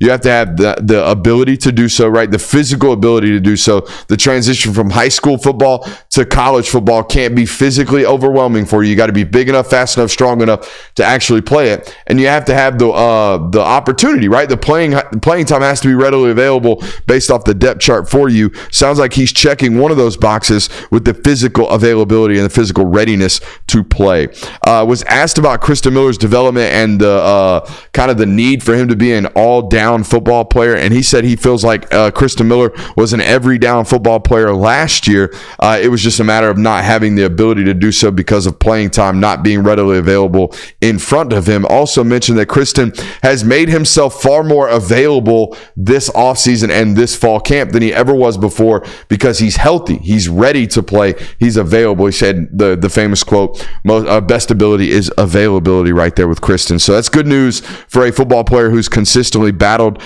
nicks and scrapes and different types of injuries. Sounds like he's playing tough this fall.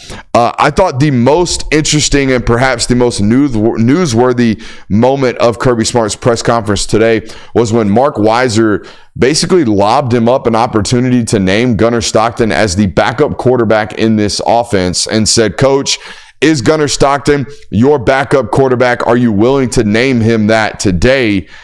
And Kirby did the coach thing. Kirby was like, I think we've got a great quarterback room. He dodged the opportunity to fully go on the record and name Gunnar Stockton his backup quarterback. And guys, I know we talked about this a little bit at the beginning of the show about how maybe you don't have to say what is already known as a college football coach, but I feel like everyone thought Gunnar Stockton was the presumed backup on this roster. For him to go out there in front of the media today and just dodge the question entirely when he had an opportunity for what I thought was a layup. Mm-hmm. He's been here the longest. Those other two guys just got here. If we had to play tomorrow, he would be our backup. That's the easiest, most obvious answer. And I thought that was non-newsworthy had he chose to do that. This was a little bit weird, in my opinion, today, boys. Yeah, especially when he's already played a game as a backup. He backed up Carson Beck in the Florida State game. Now, I know that was after Brock Vandegrift entered the portal, was not playing in that game, but he was already kind of the number 2 guy in a football game already, which is more than Jaden Rashada or Ryan Puglisi can say. So, yeah, it did feel like a layup, and it's interesting that he would dodge it. I don't know if I would label this as kind of in the category that we were talking about in the national hour of protecting your room, because you still have a whole season ahead, and everybody in that room knows the deal. It's Carson, and then next year we have a quarterback battle between us and whoever else is on campus with us. But just kind of feels weird that you wouldn't give credit to a guy that has stuck around like Carson has and just say, like, yeah, he's our backup. Let's be fair though, has has Georgia ever had a true quote unquote backup in the last 5 seasons? Todd Monken after spring practice one time said that Carson Beck won the backup job, and then that fall started Stetson Bennett the moment JT Daniels got hurt. That's exactly what I'm saying. Yeah. Like, it seems like it's always been up in the air, even if they do tell you that, hey, here's our 2 guy. Well, our number 1 guy just got hurt. We might start our 3 guy. So it seems like it's a fluid thing anyways. I wonder if they do this one to always make sure that, hey, you never know. Always battle for that 2 position, because if Carson goes down, it could be any one of you guys. I don't think it provides them any advantage to say that it is Gunner. Now, Gunner has been traditionally set up to be 2 on the depth chart, just like last year. Brock Vandegrift was your 2. Anytime you got garbage time, he was the first one to go in. But I don't know if there's any advantage to Kirby Smart saying, yeah, Gunner Stockton's our 2, because guess what happens? God forbid Carson Beck has oblique tightness or gets injured somewhere, and they have to say, okay, well, he can't go this week. You immediately are going to have people expecting Gunner Stockton about, to where if Ryan Puglisi or Jaden Rashada come out, it's going to be a what for. I also understand this from a standpoint of you don't want to give any indication of where you're leaning for who might be your starter in 2025 and upsetting the room way too early or tipping your hand or anything like that. But here's the deal. You're already doing that in practice. Somebody's getting the 2s reps. Right. Somebody's getting prepped as the backup quarterback on this roster. And all signs point to it being Gunner Stockton. I only think you open up the door for people to say, ooh, he must not believe in Gunner when you do this today. At least I think that's been the narrative. Yeah. I mean, it's on the front page of national news reporting sites right now. Kirby Smart refuses to name Gunner Stockton as the backup. And this is the first time I've seen Kirby open himself up for one of those kind of headlines. And I think, too, like, I don't see an advantage or a disadvantage for either side. I think it is kind of cut and dry to just say, like, yeah, Gunners are 2. I don't think that there's an advantage to hiding it from anybody, because it's a backup quarterback. There's a whole season ahead of you. There's a whole nother offseason ahead of you next year. And like you're mentioning, like, the players in the room know the deal at practice every single day. They've known it since spring, and if you got there in the summer, you've known it since fall camp. So I just think, I think it is exactly what you said. It was a layup. Very interesting that he just kind of, like, I don't know. I take it as there's the number 1 quarterback, and then there's everyone else. And if we lose the number 1 quarterback, we then have to immediately open up another quarterback battle. Like, that was, like, I keep referencing this because I think it's your best example of it. UAB in 2021, you lose your starting quarterback. Kirby Smart indicated that they had a quarterback battle that week between Stetson Bennett and Carson Beck, and Stetson Bennett ended up winning, and we know the rest is history there. I imagine something similar would be that. Now, whoever the next guy is that comes out on the field when Georgia's up 45-0, that you can assume that's the 2 guy, but I would assume that they treat the room as we have Carson Beck, and then we have these other 3 guys that could help us whenever we need. And if something does happen to Carson Beck, we're going to entertain that battle. I think that's kind of what he's indicating without explicitly saying that, because again, if you do say Gunner Stockton is our clear cut in 2, and then you come out and you start Jaden Rashada, it's going to immediately then become, well, he must really not believe in Gunner Stockton. I think that was 2021 UAB was a unique situation, though, because you had a guy that was backing up JT Daniels that had half a season of experience already. Yeah. So he had a reason to give a quarterback battle to him versus a guy, Carson Beck, who had never started or played in a college football game in his life. This year, you have one guy who has half a bowl game of experience versus guys who, one played at Arizona State, the other one just got here 5 months ago. I think it is a different situation. I could definitely see, though, them saying, like, we're going to have a battle between Gunner Stockton and Jay Rashada this week. Whoever wins the week, that's who's going to be our starter.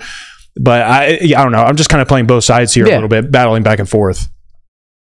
I'll say this. I believe Kirby Smart did what he did for a specific reason. Sure. Whatever that may have been, we may never know, but I think it's because he wants to entertain the idea that there's always an open battle for the 2 spots. It was so obvious the moment he started speaking that he was spinning the question. Yeah, for sure. He was avoiding the naming of it. So there was an obvious reason why he didn't want to do it.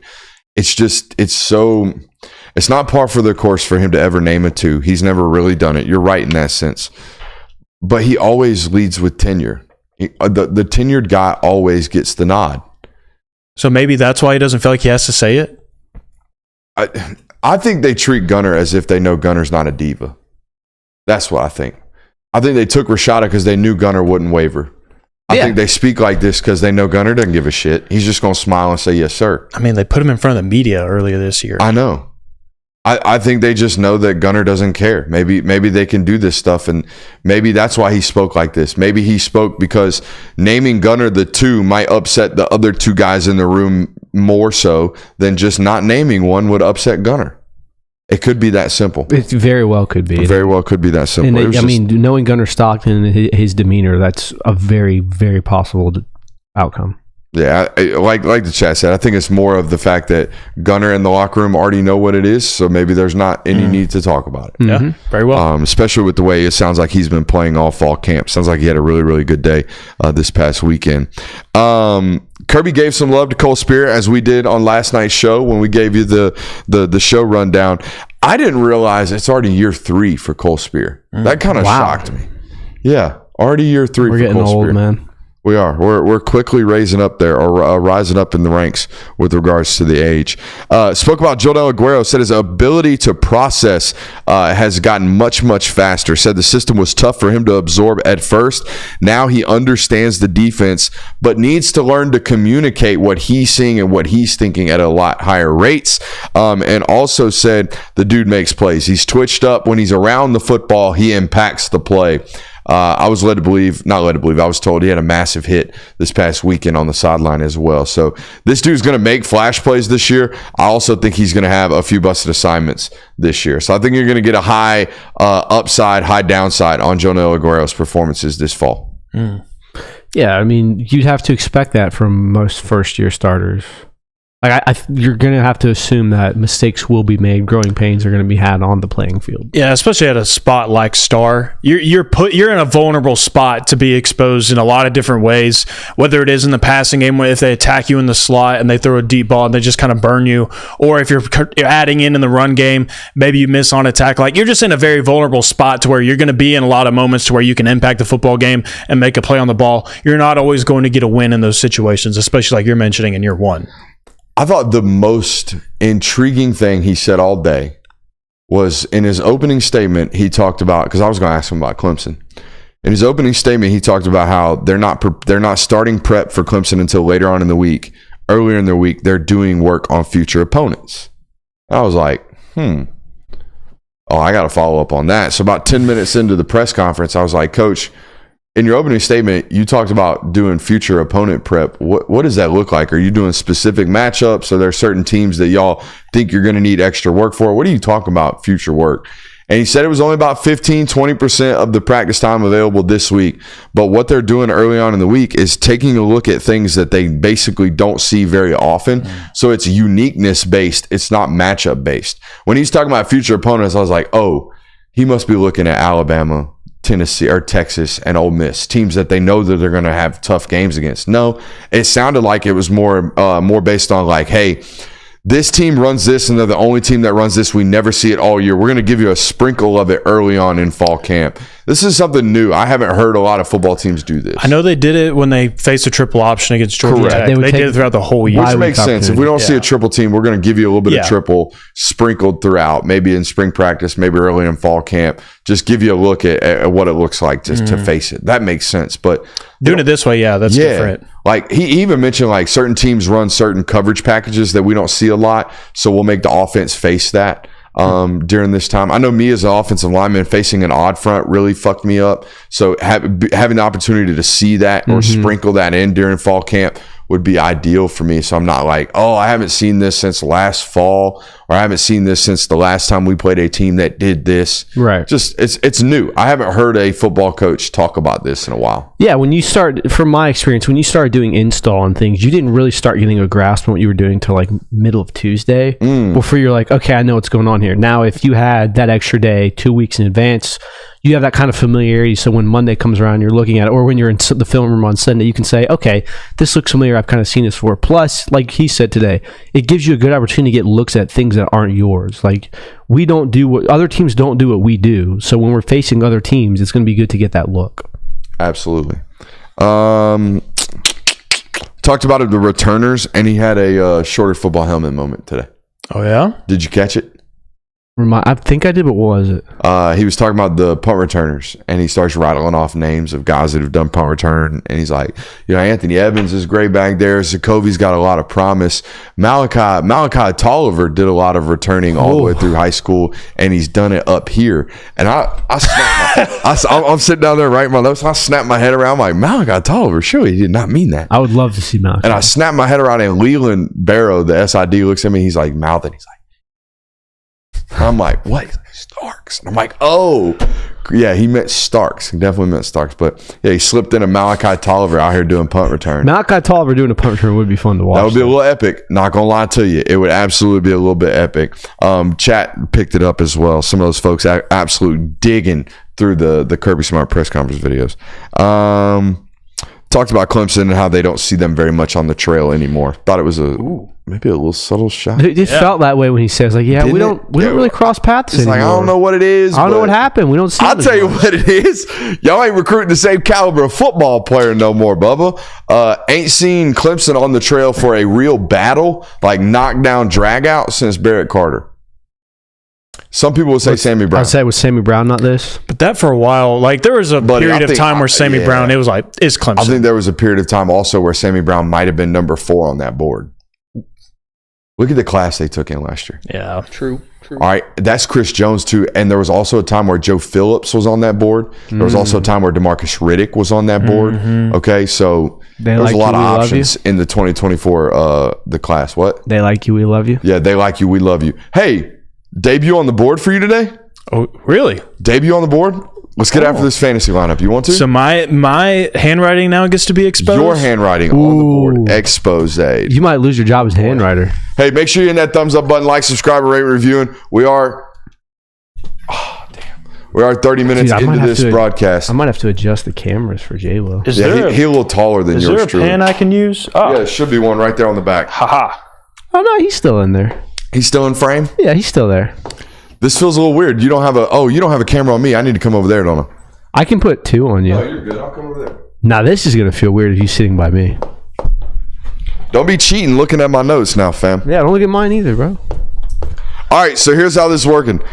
We have a fantasy draft going on right now on the Film Guy Network, and I have created a made-up bullshit, just made it today, scoring system and nice handwriting. Scoring system and scoring metric for our point system. Pretty good. Yeah, no, I was being sarcastic. All right, come on. So here's how this is going to go down. We are going to draft 5 offensive players and 5 defensive players in no specific order, okay? So this is best player available. Draft them how you want. We're going to go one after the other. You have to draft 5 offensive players. You have to draft 5 defensive players. We are going to give 1 point per scrimmage yard on the offensive side of the football. We are going to give 6 points for each individual touchdown. We are going to give a half a point for each rushing attempt, 1 full point for each reception, and we're going to give 3 points for each individual explosive. These are 30 yards or more on those plays. So you get 3 points for every 30-yard explosive. On the defensive side of the football, we are awarding 1 point per tackle. We are awarding 2 points per tackle for loss. We are rewarding 3 points per sack and 4 points per interceptions. Any questions? No, I'm good. I'm ready. All right. Let's flip a coin to see who goes first. J-Will, will you flip this coin? 25 years is heads. Tails is the stadium. I'll call it in the air. Heads. Not as satisfying in the plastic case. It is indeed heads. I will take first selection. And I don't think there's any question about who should go number 1 based off positional value and based off how the University of Georgia offense has worked historically.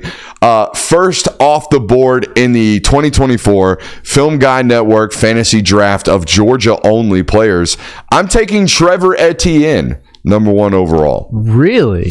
Yeah, you seem surprised. I saw your eyebrows go up. You seem surprised by this pick. Do you think I left you some value right there at 1-1? I think Trevor Etienne is a really good pick. He should have been top 3. I don't know how much he's going to be used with the amount of people that are in that running back room. He's going to have that kind of James Cook role where he kind of has the receiving and passing yards. So I see what the value took there, but I think that it's a very talented room, and I think you have an opportunity for start of the season, other players kind of take your spots. He looks real comfortable over there, doesn't he? Well, it's weird. Like, I don't know if I'm in. I'm not used to having to look at the confidence monitor. I just know, like, I sit here, I'm in picture. Over here, I'm like, I can't back away. Got to stand still. So your eyebrows and face, your full face, are up underneath the logo. So if you could give me like a half squat. I didn't think. I can't see that on my monitor. All right, I'll do this for you, Joe. Yeah, just move him up just a tad. Yeah, there you go. Let stretch work right All there. the allegations of me being shorter than Kirby are done now. How tall is J. Will? J. Will is a full 6'6" and a quarter. Yeah, J. Will's tall, dude. Yeah, that's why we call him stretch around here. All right, number 2 overall pick. Who you got? So for my first pick of the draft, I'm going to take the player who I think the offense is going to run through this season, depending on no matter where he's playing. I think that he's going to kind of be your guy on third down. He's going to be the one that Mike Bell kind of builds plays for. I'm going Dylan Bell. I like that selection. That's an opportunity to be the leading receiver while also getting some touches out of the backfield while also being a red zone package guy. You have to imagine there's going to be a couple of jet sweeps for him on there. He might line up at running back, although I don't think so with that room. But there's a lot of potential there for him. You ready for me to absolutely screw him right now? Let's hear it. Give me Branson Robinson, the 3rd overall selection on this list. Have fun with the 3rd and 4th string running backs on this roster, Christian Kirby. I'll be taking all of the running back totes. I'm fine with that. That's fine. Hey, just to let you know, number 1 and number 2 on my big board, sticking to the draft strategies, Jay Will. I'd be proud of myself. You're doing like the fantasy football draft, right? Absolutely. Best player available. Let the wide receiver coming off the board make you go ahead and snag another one. I like it. Hey, don't fall away from your strategies this early in the draft, man. Stay true to the research. So you can take the 2 highest rushers. I'm going to take the 2 highest receivers, I think. I'm going Dom Lovett. Give me some analysis on that Dom Lovett selection. Why? It's going to be a good reception hound. Dom Lovett showed you a lot of potential of what he can be this year in the spring game. On top of all that, there's this mantra that Georgia players can't produce a 1,000-yard receiver. I think he has a really good shot doing that. He was one of your leading receivers last season at the position, so stick with what you know. He had the volume too last year, and if he excels and he ups the yardage, even if the receptions stay the same, as long as he just adds on more yards after the catch, he'll be in a good spot. Hey, I'm going to go ahead and let you know over there, Jay Will, you got to put 10 names on both sides of that list right there. Yeah, I know. That's why there's space here, space here. Hey, I'm just making sure you don't do one of those things where you write the first letter really, really big, small, and then the second letter gets smaller and the third letter gets smaller. I already noticed that with the name, so I was like, all right, I got to be mindful. You watch a leg, gringo. That's all I'm saying. All right, so my pick next. Now, I might be straying away from the draft board, but I'm going to stay true to it right now because I got a hankering for some Malachi Starks. I'm going Malachi Starks, the 5th overall draft selection and the first defensive player drafted off this board. You seem to have a head shake about you again. I've said before, I think we're going to see Malachi Starks' statistics go down this year. Now, he was the second team's leader in interceptions last year. I think he had 3. Only person who beat him was Tyke Smith with 4. Teams aren't going to throw at Malachi Starks this year. Teams aren't going to run at Malachi Starks this year. And by the way, he probably isn't going to have a whole lot of TFLs. They don't have any bits packages for him. So I would imagine that, yes, Malachi Starks is going to be one of the best players on this defense, but his position, you're not going to get a lot of TFLs. You're not going to get a lot of sacks, and they're probably not going to throw at him. So defensive touchdowns worth 12 points now. I'm just now coming up with this new list. I'm just kidding. No, my thought process here, Curb, is I'm thinking we got like a 60 tackle season, maybe 5 interceptions, and a few TFLs. Yeah, I'm going to go ahead and take a defensive player as well. I want someone who's kind of has the opportunity to do all. Get the sacks, get the TFLs, can even do an interception. He had an interception in the spring game. Give me CJ Allen. Damn it. That was probably going to be next up off my board. Yeah, I'm liking my team so far. I'm liking my team as well. I'm going to stick on the defensive side of the football. Go ahead. Give me Mykel Williams. I'm thinking a 10-sack season. I'm thinking 45-plus tackles. But the sack department, having the lead sack artist on my roster is going to make me feel a little bit better about how my scoring is going to turn out at the end of the season here. All right. I see a lot of running backs and DB or defensive players on Brooks. Oh, by the way, I forgot to tell the world, we're not allowed to pick quarterbacks because there's only one. Yeah. So go ahead. Yeah. I see a lot of running backs and DBs on Brooks' board right now. I'm going to go ahead and try to go for a clean sweep in the receiving yards. Give me Oscar Delp. Ooh. Dang. Oscar Delp, man. You cheating off my board, man? Nah, I would never cheat. I see you cheating. Would never, ever cheat. That makes my next selection. You all right over there? Yeah, I just didn't like how that looked. All right, you're good. He's getting self-conscious about his handwriting. He's I don't taking know his why time. I put the O Delp. I was like, there's only one. All right, we're going to stick to the draft board. He left me some positional value here. I had Oscar Delp ranked my 9th player overall. I'm going to select my number 8 overall selection here with the 10th pick in this draft. That is wide receiver Colby Young, dealing with a little bit of a hamstring right now. I think Colby Young also develops into a bit of a red zone target. I don't know why I'm developing an ESPN lead executive cadence here. I think Colby Young has an opportunity to develop into a red zone target for this football team this year. Give me Colby Young, 10th overall selection in this here draft. I like that. How much time do you give in between picks? Not enough. You already scrambling? I want to ponder this one for a bit. Because here's my thing. Live air here, man. Defensive backs have been Georgia's leading tacklers for the last few seasons. Quarterbacks are predominantly an underrated position. Obviously, last year, Tyke Smith was that. I don't think Janelle Aguero is going to have Tyke Smith-like numbers, but they are going to go at him a lot. But I'm also going to say, let's go ahead and pick Dalen Everett, get a defensive player off the board. Really? Yes. So you're going to take a starting corner over my 10th ranked player on this here board. Go ahead. Which is Smile Mondon. Smile Mondon's going to be top 3 in tackles on this roster. This is why I need more Smile time. Mondon on my roster, way too easy. You made a rookie mistake ranking your top 10 players, knowing 20 players were going to be drafted in this draft. Not great strategy right there in pre-draft tactics. A little unprepared right there. Yeah, a little unprepared. I feel like I'm going to wipe the slate clean in this draft where, Jonathan, we know historically, Super Bowls are won rounds 4 through 7. Yep. You know, you got to hit your home runs and your ground rule doubles round 1. You got to. But hitting that line drive single into the gap in round 5, that is vital for success here. All right. Well, I mean, just the disrespect of during this draft. Let's go ahead and make this interesting. Give me Nate Frazier. He's taking my guy. You can't have him. Sleeper off the board. He's taking my guy. I actually ranked Nate Frazier and Roger Robinson right next to one another. I think Rod probably goes off this board really, really high in this draft had he not been struggling with a turf toe. Correct. So I might just take him right now to just rid you of any opportunities for running carries or rushing carries. I just don't feel that mean about my tactics here. That would mean you get 75%, roughly 75% of the totes. Absolutely. Points. So just off of volume, gives you a little bit of an edge. I don't want to sway anybody's tactics here. Ooh, I think you just did, though. Give him to me. Rod Robinson on the board right now. I'm going to go ahead and take it up. I like the idea that I'm going to take up 75% of the potential totes in this running back room, leaving you with nothing left but Cash Jones. By the way, a position that I think is going to carry a tremendous amount of value in this scoring system. Half a point per tote. Yeah. Get 70 totes, man. That's 35 points right off rip. We don't even have to do much with them. Yeah, it's. Are we doing this weekly or are we doing this full season? It's full season. We're doing, but we're going to update it weekly. But championship taken home at the end of the year. Loser has to keep score next year. Okay. Like Jay will. He's already predetermined loser. Well, given that I've got. Whoa, that's not how you pitch it to me. That's news to me.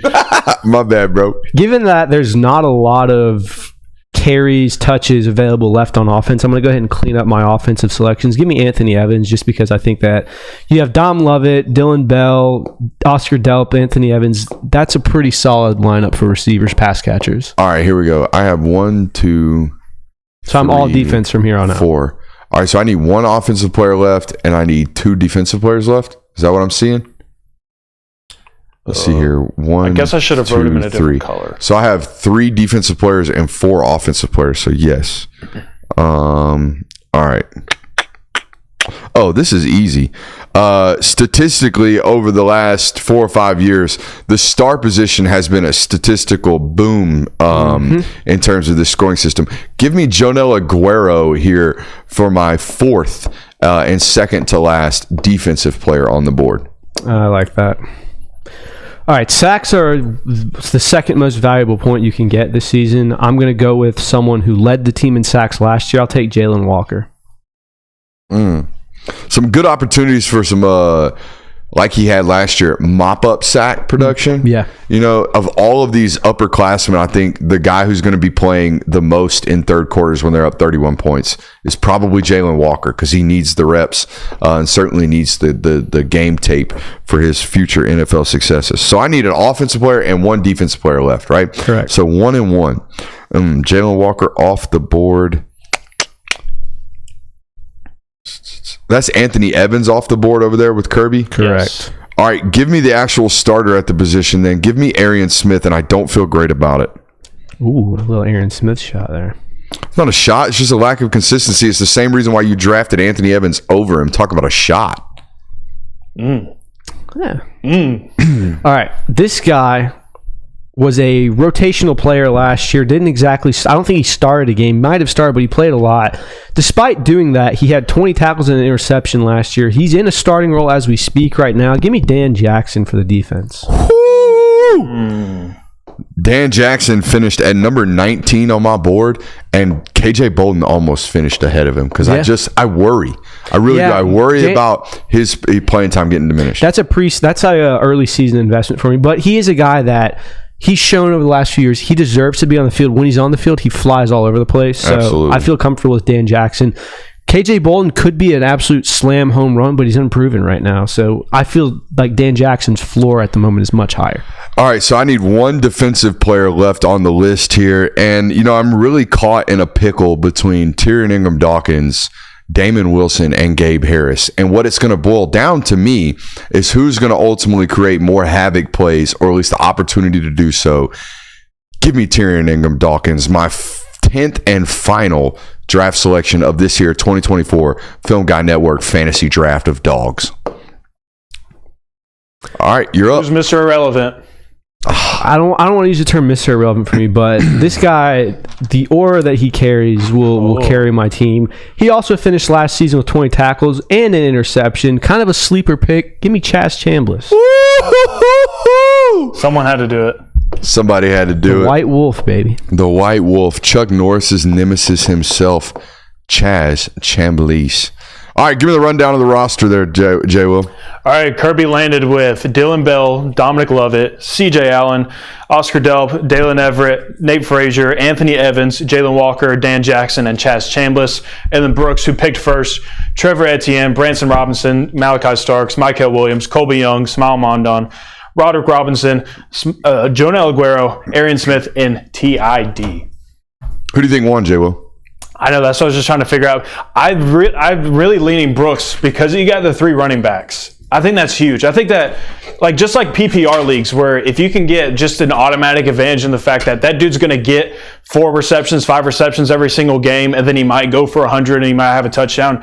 I think just taking the bulk of the shares at running back, that's a huge factor. But I also love that Christian got the 2 leading receivers, or likely leading receivers for this football team. So 3 if you count Oscar Delp, honestly. 3 if you count Oscar Delp. Delp is going to be a top 4 reception. I mean, shit, why don't you lead the witness some more, bro? Jeez.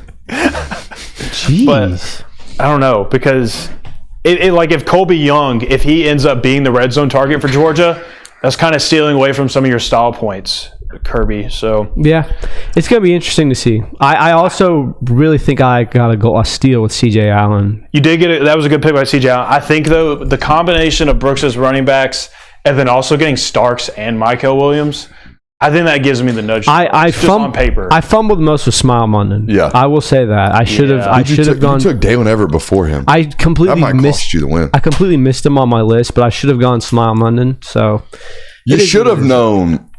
And we don't have a camera on me right now. No, that's unfortunate. You should have known that your boy was going to put an unusual amount of show prep into this. I was going to get you one way or the other. Well, I mean, you're talking like you won and they haven't played a game yet. I mean, I definitely won draft night. I mean, there's no doubt about that. I don't know about definitely. What's chat say? Chat is saying Delp gonna ball. I see a Kirby in there. I see some haters is what I see. I see a clean sweep. I see a dub coming my way. I am shocked nobody picked KJ Bolden. I thought somebody would take a stab.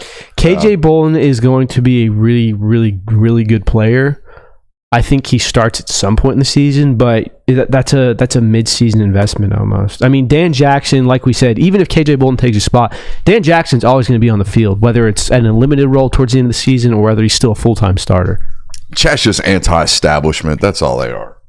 Well, you're anti. They just don't want the boss to win. That's all. That's it. That's all. Speaking of winning, is it a title or bust season this year for the University of Georgia? Who put this in the notes and why?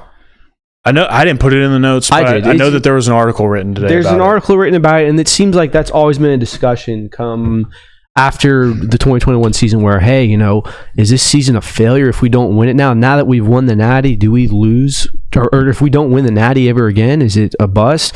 I don't know what we define as a bust. Because last season you didn't win the national title. You didn't even make the playoff, and no one walked away from that season feeling super upset or like, well, that was a complete failure. Now, maybe it was because you were on the coattails of 2 Natties beforehand, so you had that moment you were going to have to come back to earth eventually. But I think the idea of Natty or bust, the bust part of that comes in when you don't think the opportunity is going to present itself again on the near horizon. And as long as Kirby Smart's at the University of Georgia, I don't think there is a bust in this discussion for Georgia winning a national title. However, when you look at it this way, the way I'm about to put it, it kind of does feel like this is at least pressurized. I wouldn't say it's a bust if it doesn't happen, but it's certainly pressurized when you put it this way. Their chances and the feeling that you think they're going to win a national title this year are significantly higher than what they will be this time next year. It's just, I don't think there's any way to debate that at all. The roster, the way it's constituted right now, the amount of answers and the lack of questions that you have and uncertainties that you have about this football team this year far will be outweighed by the number of questions, comments, and concerns you have about next year's roster. For that reason, this season is pressurized, but it's not pressurized like Ole Miss's is or Missouri's is, or maybe even, like Ohio State feels like this year. It's not going to be like that for Georgia. I think Georgia's in the mix every single year. However, their chances next year are drastically less than they are this year. Yeah, and I think that too, just what kind of plays a role in this, I think Georgia fans would love nothing more than for Carson Beck to get his own national title, just for him to earn that himself and have that, knowing that this dude waited in our program and he got what he waited for and he got everything that he was hoping to at Georgia. I think that certainly plays a role too, and I think that it would feel really sweet and it would provide a lot of momentum for the program if, oh man, first year Nick Saban's out, we won the national title. That just means we got 2 more after this at least. Like Kirby Smart has 2 more on the horizon if he can do it in the first year he's gone, and who knows what he could do in the future. It's so hard to say what a bust is because, I mean, you don't feel this pressure of if we don't win it, we're never going to win it. You do feel the pressure of this is kind of the last window of this era of Georgia football where you've got, Malachi, Michael, Carson Beck, all these guys, Dom Lovett. You're going to lose a lot of your core group. So that's where it kind of feels the pressure of it. I don't know what bust is. I know the phrase is kind of utilized everywhere in that if you don't get it, it is a quote unquote bust. But it's for situations where all of the chips are pushed all in on one individual moment. Right. That's the moment of like chips are all in. It's either this or we bust, we crap out, like we're done. I think too it could be just like for Georgia this year. Michigan was this last year, by the way. Yeah, they were. Yeah, but I think you've got teams there this year. Ohio State, Ole Miss. You win a national title or it's a disappointing season. That's also kind of how I view this that's what would be the bust of, well, this year was a dud. We didn't win a national title. Like, yeah, maybe we were a Final Four team, but we didn't win it all. That's a bust. Yeah, I don't think Georgia's ever going to be in the position under Kirby Smart where you have the feeling of this has to be the year. If we don't get it done, we're never going to get it done. It was that way in 2021. You ended up winning it, and look where your program is now. But there's not this sentiment of, hey, you got to do it this year because you don't know when your next opportunity is going to be. I think that's what the term bust is, like you said, because it is you're putting all the chips in. If you don't get it, you're crapped out. So it's in my opinion, it's Natty or damn, I guess we'll have to wait another year to have an opportunity at this. And it's going to be that way forever. What football programs feel like their window's constantly open? It was Alabama. I don't know if Alabama. I don't know if you can say it's Alabama anymore. They haven't. Feels like Georgia now. They haven't won it yet, but Ohio State's always there. I mean, Ohio State is always in the playoff discussion. They've been in 3 of the last 4 playoffs. Ohio State would feel this way next year, I feel like. You lose Will Howard. You got a lot of names in your quarterback room, but you get Caleb Downs for another year. Jeremiah Smith is going into year 2. Well, I feel like they kind of will feel that way next year. Starting linebacker core is young this year Mm-hmm. at Ohio State. To push back on that, though, I mean, it felt like that this year or in 2022 with CJ Stroud, and you were a Michigan win away from being a playoff team. So I don't know if Ohio State's window, it shrinks for sure. Mm-hmm. There's definitely years where we say this would be a better year to do it than, say, this upcoming season, but I don't think their window is ever going to close. I don't think Georgia's window is ever, as long as who's coaching is there. Yeah. Georgia's isn't going to close. Ohio State's isn't going to close. Other than that, I mean, maybe Kalen DeBoer asserts himself in this area, but he's not a proven commodity at Alabama yet. What a first world problem to have. Yeah, it really is. I mean, to feel like if you don't win a national title, it's okay. We'll get them next year. I mean, it's got to be how Patriots fans felt with Tom Brady. Like, oh, we didn't win it this year. We definitely got a shot next year. Yeah. Or comeback season, revenge tour. Yeah. And it also must be nice at places like Georgia and Ohio State and Alabama during Saban's time, where your window's not dependent upon quality of quarterback play like Clemson's was. Yeah. Clemson's windows were only as long as Deshaun Watson and Trevor Lawrence. We have found that out now. And I don't think that fan base recognized that in the midst of that. No. And the rest of these ones that we're talking about, they've never even had that supremacy at the quarterback position, except for maybe Ohio State. But they didn't even win it with their best version of quarterback. Yeah. No, they won it with their best versions of all-around football teams. Mm-hmm. And maybe Georgia's and Alabama has kind of shifted towards this, because towards the back end of Saban's career, like the quarterback play really took a step up. Like you went from like AJ McCarron and Blake Sims and Jake Cokers to Tua Tagovailoa's and Bryce Young's. Like your quarterback play really stepped up to where Georgia, no disrespect to Jake Fromm, but it was, we have Jake Fromm, and then we've got Heisman finalist Stetson Bennett, and now potential first overall pick Carson Beck. Like the quarterback play has accelerated there. I mean, I don't know how you could hate on elite anyways. I put out a question on Twitter today. What is your hottest take for the 2024 college football season? And I got a couple of ones that I really, really like here. Also, General Buster Grant asked me a great question about defensive units that you would choose first. We're going to get to that tomorrow. I want to talk about this today with regards to the hottest takes out on Twitter. Where do we want to start? Do we want to start with friend of the show, JD Piquel? Oh, yeah. I want to hear JD's. JD Piquel, this is the hottest take I felt like that was delivered. Miami loses the opener to Florida, then goes undefeated the rest of the way to make the college football playoff. I have been seeing a lot of 11-1 Miami predictions. And knowing Piquel, he's probably already done this prediction on his, I'm going to predict the schedule of Miami in the next 30 seconds. Win, loss, win, 11-1. It's a little hot for me. It's very hot. It also tells me that Piquel thinks the ACC is absolute hot dog water. Yeah, well, I don't see a team like that, and I don't know enough about Miami football, but their culture doesn't scream, if we lose the first game to a Florida team we're all expecting to beat, we say, okay, we got to lock in and win these next 11. It very much says to me, we lose that game and we're kind of like, oh, well, I guess we weren't the team we thought they were. I know all about Miami because they're an absolute wagon on College Football 25. The next hot take came from Trigasau on Twitter, says Big 12 has more teams in the playoff than the ACC, and he doubled down with a shorter friendly take here, or at least a Division II friendly take here. Delta State returns to the top of Division II football. Let me tell you what about Delta State. The worst away locker room ever. The away locker room showers, boys, are as big as this stage. That's not. This stage? This stage. I mean, damn, Sequoia's home locker room, the showers were about this big. Buddy, 85 Division II football just players. Just the showers. Just the shower this size. The locker room was the size of the basement. Yeah, that's not horrible. What? That's 85 Buddy, people? 85 dudes? Go to Dalton High School to visit away. Buddy, you're talking about high school. I know, but comparing them to college facilities. But I'm wrapping my head around that. That doesn't seem horrible to me. Look, it's you not want to put 85 people in here right now? Buddy, hold on. Not even do that. You want to get on a 9-hour bus ride, travel your ass out to the armpit of America that is Mississippi, get out, be swamp ass sweaty, climb into a locker room the size of mom's basement down here with 85 dudes getting ready for a football game. Look, get your ass beat by 35, go back into that same locker room and get into a shower with 15 dudes the size of this stage. You think that's fun? Whoa. Never said that was fun. Let's not mince words there. I never said it was fun, but I didn't think it was terrible. It's about as bad as an hour and a half bus ride to Dalton. Same thing. Then they'd say, hey, by the way, there's this kid named Jahmyr Gibbs. Go tackle him for 4 quarters. And then same scenario where you come back in. So I can kind of relate how you're playing.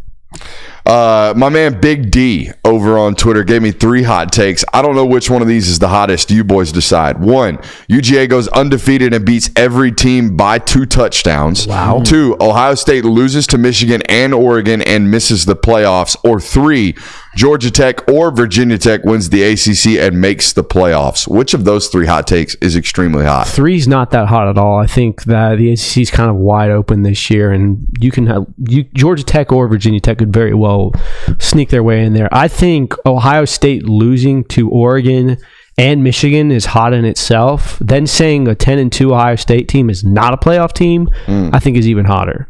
Georgia going 12-0 is pretty hot. Winning both those games by 14, winning all those games by 14 is extremely hot. I will lean Georgia, but the Ohio State one's very hot as well. It definitely fits my bold take of the season that there's only one 4-quarter football game this year for Georgia. Oh, is it Texas? I didn't pick a game. I just said like one of the 3 road games. I feel like that one of those will be a 4-quarter football game, but I think there is a path where there is only one of them. But this might be the hottest take ever delivered by a human being on this earth. Iowa will average 29.8 points per game. Buddy, what you smoke? That's you don't believe that, sir. Buddy, hell will freeze over twice. Sir, you do not believe that take. Iowa's offensive coordinator does not believe that take. What was the stipulation last year? 20 points? No, it was less than that. I think it was like 18.5. It was 18. I think it was 20. I think it was 20. even 20. Maybe I think it was in the 20s. 20s. If it was 18 points, dude. Holy cow. I think that's what they averaged. Yeah, but I think the requirement was you had to average 20 points that season or you were fired. I think it's 25. I think the number is 25. I thought that was like middle bar. All right, let's take some guesses. How much did they score points per game last year? I'm going to go 17.6. Jonathan, how many points per game did Iowa score last year? 19.2. 15.4. 15.4 points per game. Yep. And they let up 14.8. So our hot take artist basically thinks they're almost going to double it. Yeah. That's hot. That one wins. There's nothing else we need to see. Our man Tyler Potts on Twitter says, hot take of the year, Brooks Austin hits the lottery for $10 million and gives it all to the Classic City Collective. I'm going to tell you right now, if I won $10 million via the lottery, I would probably build a television studio in my basement. I would probably put like 5, I think they're called PTZ cameras. I think it stands for pan, tilt, and zoom. I would put them in my basement, and then I would probably buy like some studio lights, maybe paint the walls, and then just maybe get a board that I could write on. We would also in this magical studio. Did you already win the lottery? Huh? Did you already win the lottery? No, but I'm telling you what I would do if I did. And then at one point, I would probably buy like wireless microphones so you could like get up and walk around and go do whatever you need to do. Surely it would cost millions of dollars to build a studio like that, right? Yeah. One can dream. I mean, if it not millions of dollars, a massive television network would have to fund it, correct? Yes. You know, maybe if enough people keep hitting that subscribe button, we'll get there. Maybe. A man can dream, right? Yeah. Hopefully. That would be cool. Hopefully one day the internet and the ability to freelance and do things on your own, hopefully it provides monetary value enough to where you could build something like that on your own. That would be kind of cool. Someone said you should build a house above your studio. I'm good. You guys good? Yeah, we're good. Appreciate you guys being here. Make sure you hit that thumbs up button on your way out. Love you. Bye.